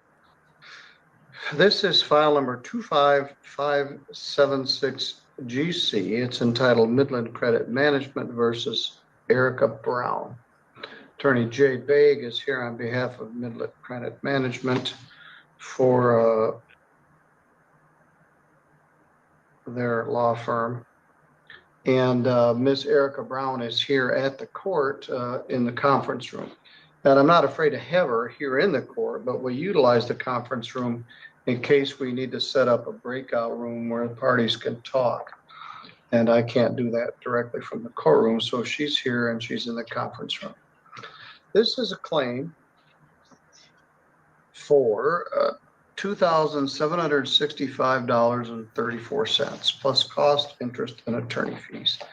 The lawsuit was filed on the defendant, and she filed an answer. She filed a pretty good answer. It was filed with the assistance of some attorney, and it was filed in a proper form rather than just a handwritten letter. And she stated her position in her answer. Ms. Brown, that answer will get you past the default judgment, but it doesn't necessarily get you past a motion for summary disposition. Plaintiff has filed an extensive set of pleadings here with billing records and a motion for summary disposition. Motion for summary disposition, every week I have the obligation of trying to explain the concept of summary disposition to lay people. Lawyers and judges use it often, mostly from the plaintiff side, but it's a court rule that says if there's no material issue of fact and the defendant has not stated a defense, the plaintiff can simply ask that a judgment enter on their behalf. And that's what that motion is about. So your answer, although it was good, it got you past the default, they argue it doesn't state a material, or it doesn't state a defense, and there is no material issue of fact. You owe this debt. And so they're asking me to enter an order to that effect. Mr. Begg, is there anything else you wish to say regarding that? Well, also, there were requests for admissions that went unanswered. So those are now deemed admitted and will supersede whatever allegations she made in her answer. So at this time, I'm requesting that the motion be granted. All right, that order would state that judgment would enter in the amount of $2,765.34, with costs being $147.50, including filing fee, service fee, and a motion fee. Maybe there is no motion fee. Anyway, No, the total. Looks like they didn't add a motion fee and no attorney fee. Yes, just filing and service. 147.50. The total would be $2,912.84. Ms. Brown, it's my inclination to enter an order to that effect would you be willing to discuss this matter with Mr. Baig in a breakout room? See if you could agree to some sort of repayment agreement? Definitely. I have been working with, Beyond Finance, and from my understanding, they've been trying to reach out to them for a while now to come to some kind of agreement. I'd like to just say that, I've had experience with Beyond Finance, and usually things will get settled, but it might take a while. What we usually do is, even if we get a judgment today, if the judge grants us the motion, negotiations will still continue. All right, I think I'll just go ahead and do the order rather than have you and her negotiate an amount that sidesteps her debt consolidation company. I'm going to issue this order saying that you owe this money. I want you to share it with your debt consolidation company, Beyond Finance. Then they can contact Mr. Baig and the law firm and see if they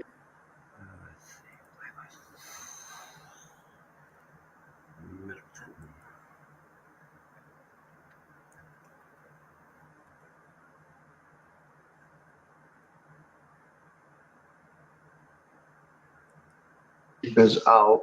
And it like just enough just to annoy you. Fly buzzing in your ear.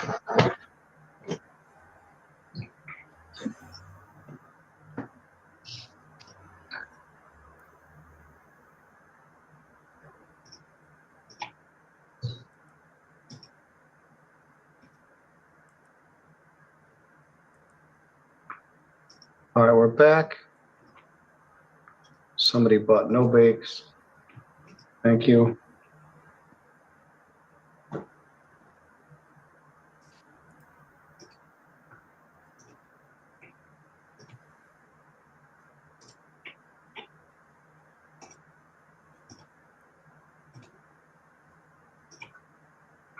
And I've got a couple of arraignment cases to do on Mr. Joshua Joseph Brown.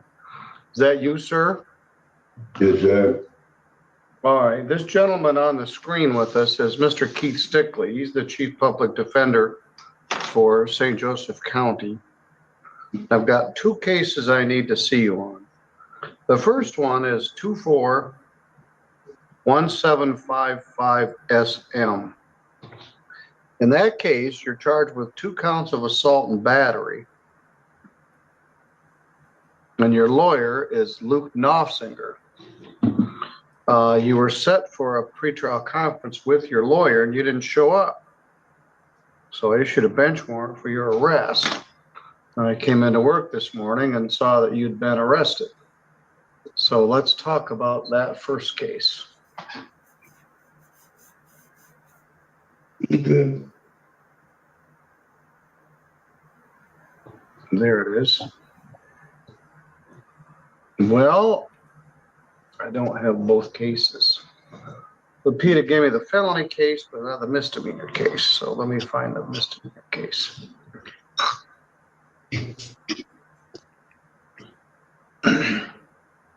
No, I don't have it.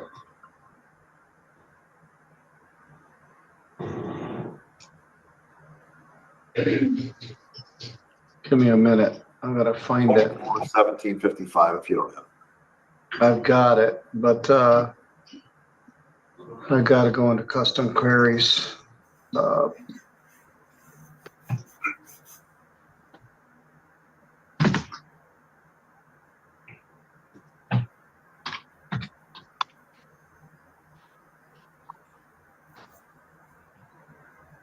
We're gonna get this case back on track.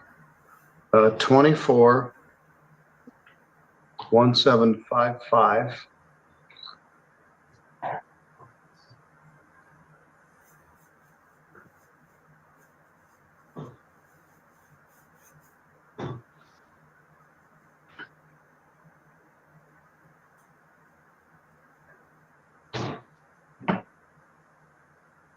Is not in.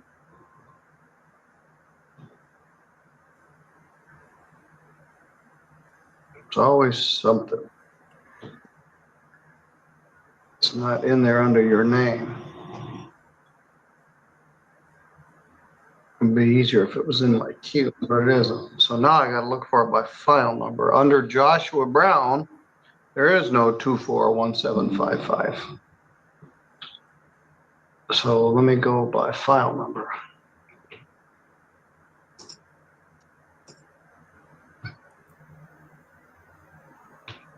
I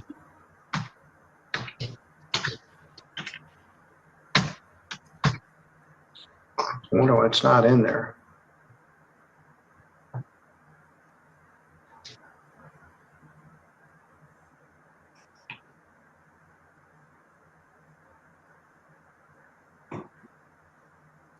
Because they've got it under Joseph Brown.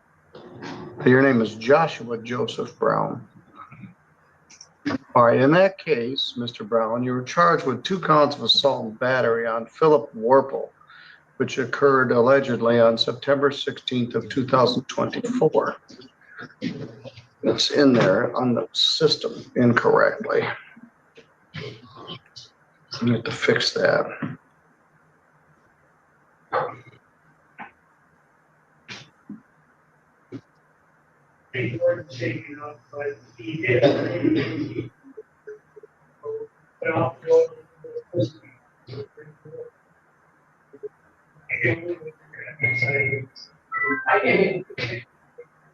That room is so noisy.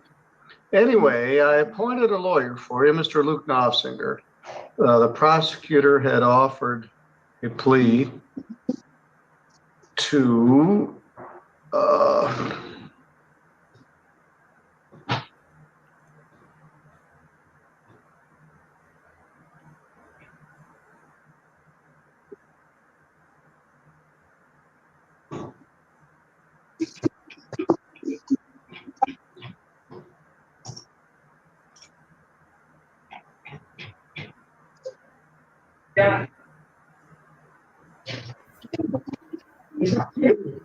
is 1 count of assault and battery.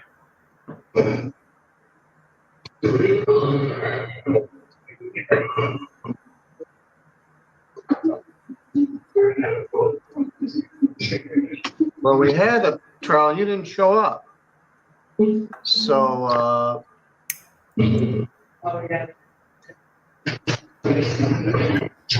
I set the bond at $500 cash or surety with a 48-hour hold. I'm going to reset the attorney pretrial for September 5th, which is next Friday. It's not a lot of notice, but you're in custody at 8:30. I think Mr. Knopfinger's set to be there that day. How did you come to get arrested last night? I was at the house and state cop came over and said that I had a warrant. Are you still at Congress Street? I'm over here at Youngman Road and Golden Pond Trailer Park.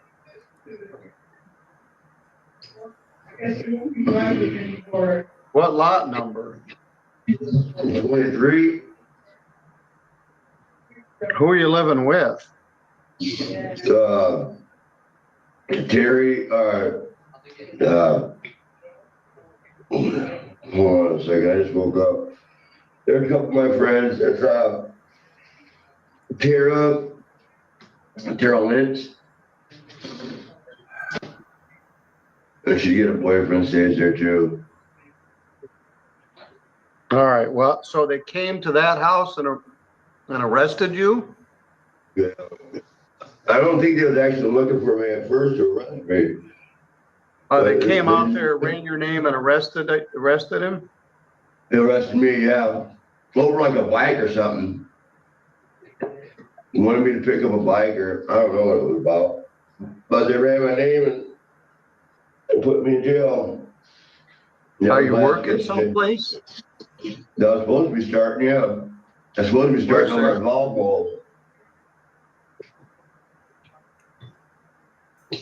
But they don't have, it's hard getting in there because they don't have no receptionist. So I get called in and then There ain't nobody there to talk to. All right, well, I'm gonna reset this for next Friday at 8:30. Bond is $500 cash or surety. You failed to appear before. We set a $2,000 bond, then I gave you a PR bond, then you failed to appear in November of 24, and then in December of 24. Also, you got several unpaid fines, and you owe me money in some cases, and you got a new charge, which we're gonna talk about in a minute.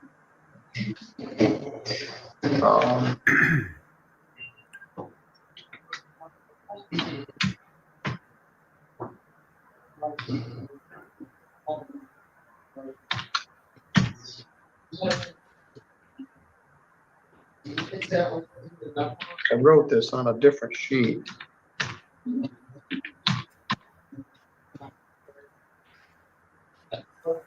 Yeah. Yeah.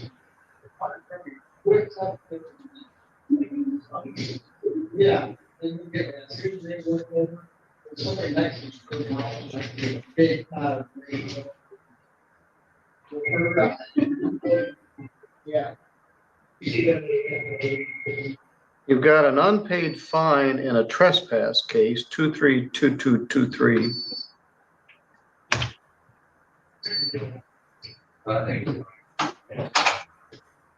We laugh because we care. You got an unpaid fine of a retail fraud and filed 24910. You got an unpaid fine in an assault case. This is a bad one. Aggravated assault. It was part of a payment plan that I put you on last October. You charged with aggravated assault. I gave you 16 days jail credit, 16 days, and a payment plan. You came up and set up a payment plan, and I don't believe you ever made a payment. So you have a payment plan on 3 cases with no payment.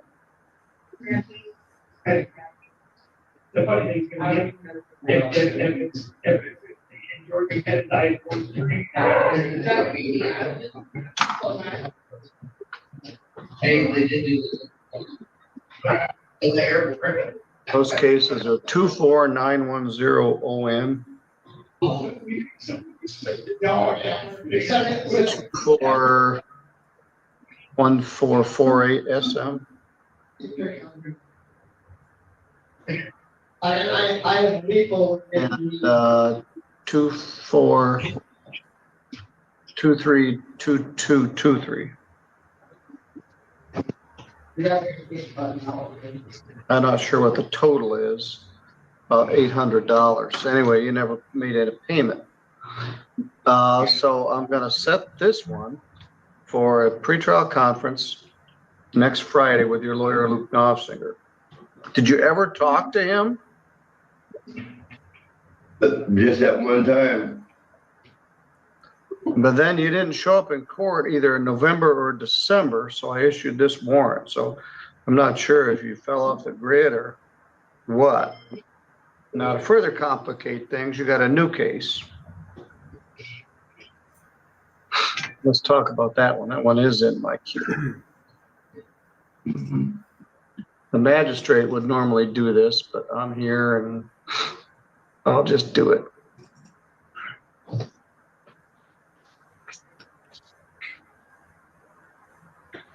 Try not to sneeze.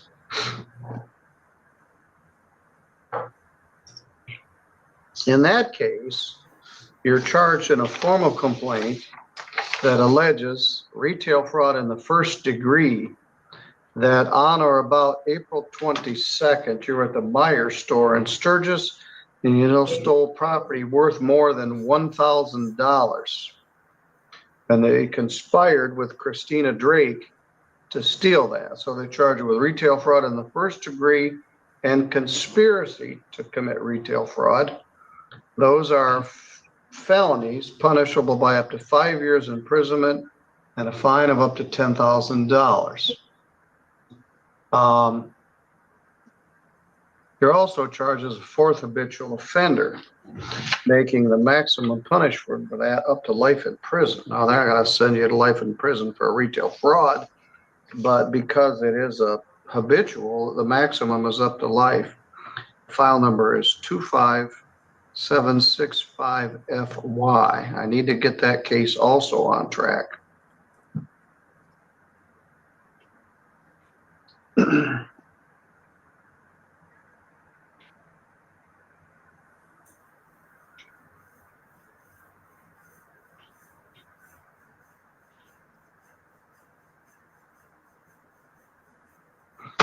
In this affidavit, they indicate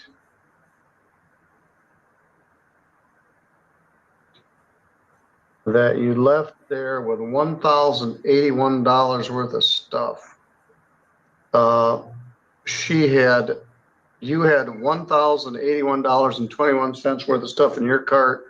She had $972 worth of stuff. So the combined value was over $2,000 plus the value of the carts. They found actually her purse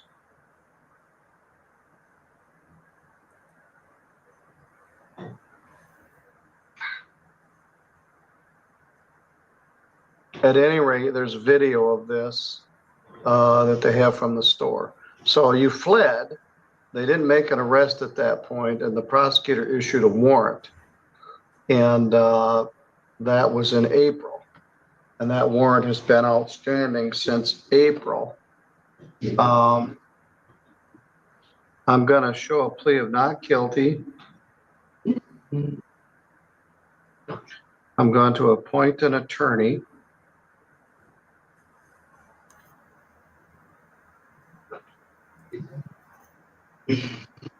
I believe it will be Jordan Harden. I'm going to set a pre-exam conference for 9/9/25 at 8:30, and a preliminary examination if needed for 9/16/25 at 1 o'clock. Now, let's talk about this. You've been AWOL on my other case since December. While you're on bond and under a warrant, you were in the Meyer store allegedly in April on the 22nd. Now, they never caught up with you, so they never served the other warrant, ran away. Then you moved from Sturgis to rural Constantine or Three Rivers, and that's where you've been. They just happened to arrest you by happenstance. Now, you did have a Quaker Street address. Is that one? What was that one? That was just a prior address that I lived at. All right. Sometimes I've been not trying to move around a lot, but when I was able to move back over to Golden Ponds over there, Youngman's, my children live out there, and the person I live with, they have a car, and they told me that if I get a job, they can get me back and forth to work. So that's been working out really good. So it was kind of getting my life back together and getting everything back on track.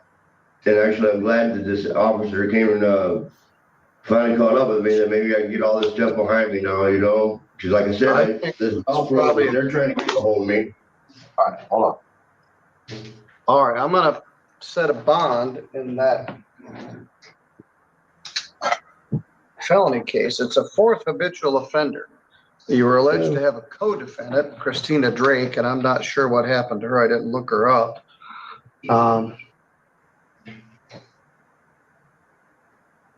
You've been AWOL on an assault case since November and December of last year.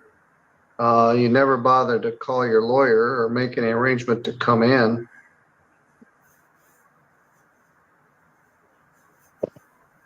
While you're on that status,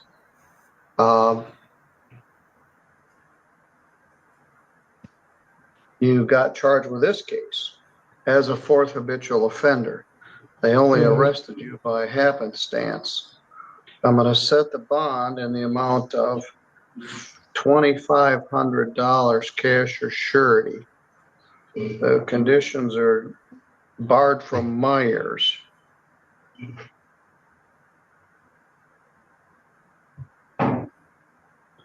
I guess that's it. no weapons, no assaultive behavior, because you do have an assault and battery case and you have unpaid fines and costs and an aggravated assault. You were drunk, according to this, when they arrested you last night.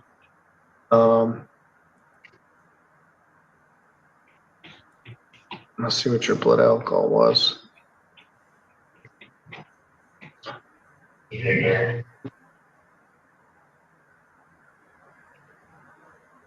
And you're kind of sleeping it off here today. All right, you got a $500 cash or surety bond in the misdemeanor case, which I set back in December. The new case, I appointed a lawyer, Jordan Harden, and set a pre-exam conference for the 9th of September at 8:30 in the morning. Your bond in that case is $2,500 cash or surety. No weapons, no assaultive behavior. I'm going to order no alcohol as well. Are you likely to make that bond?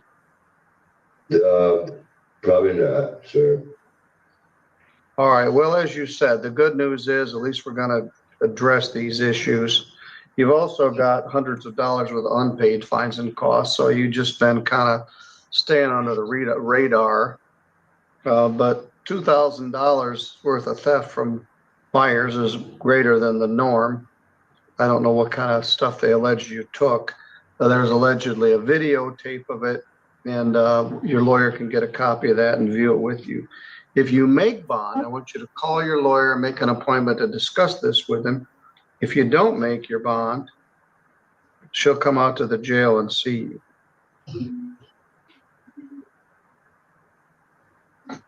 All right, sir, you're good to go. Thank you. All right. Good luck, sir. I'll see you on the 5th.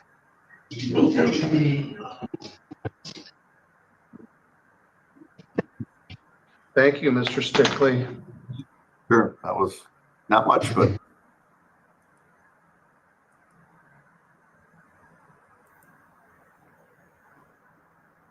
That's it for today, everybody. Tomorrow is Friday, which is Judge Gother, whatever.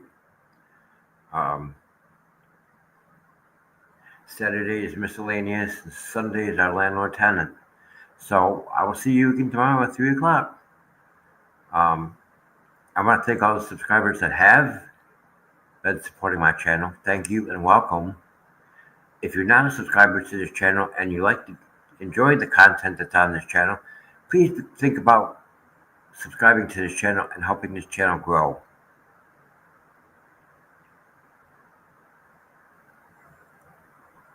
So that's it for today.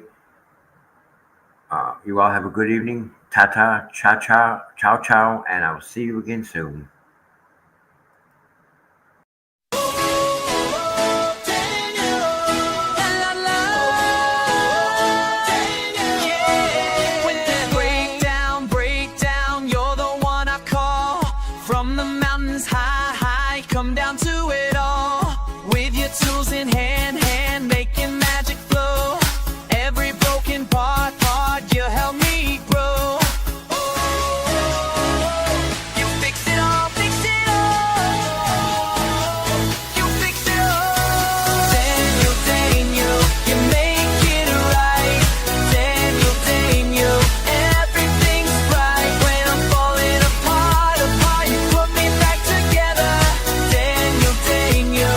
You make it better.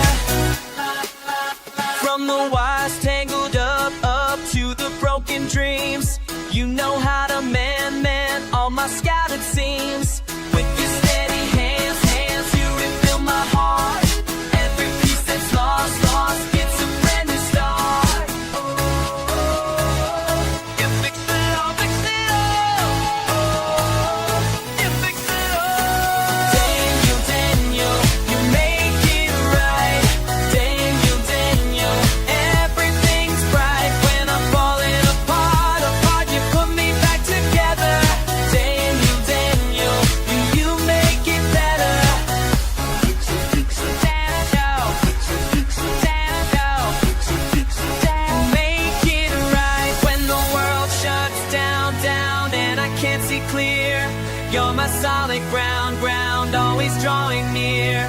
Never give up on this heart of mine. Put it back together every single time.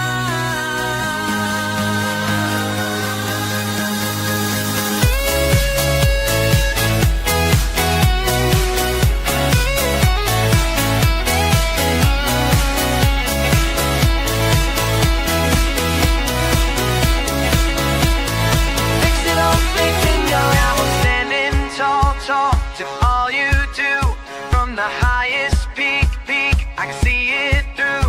With your care and touch, everything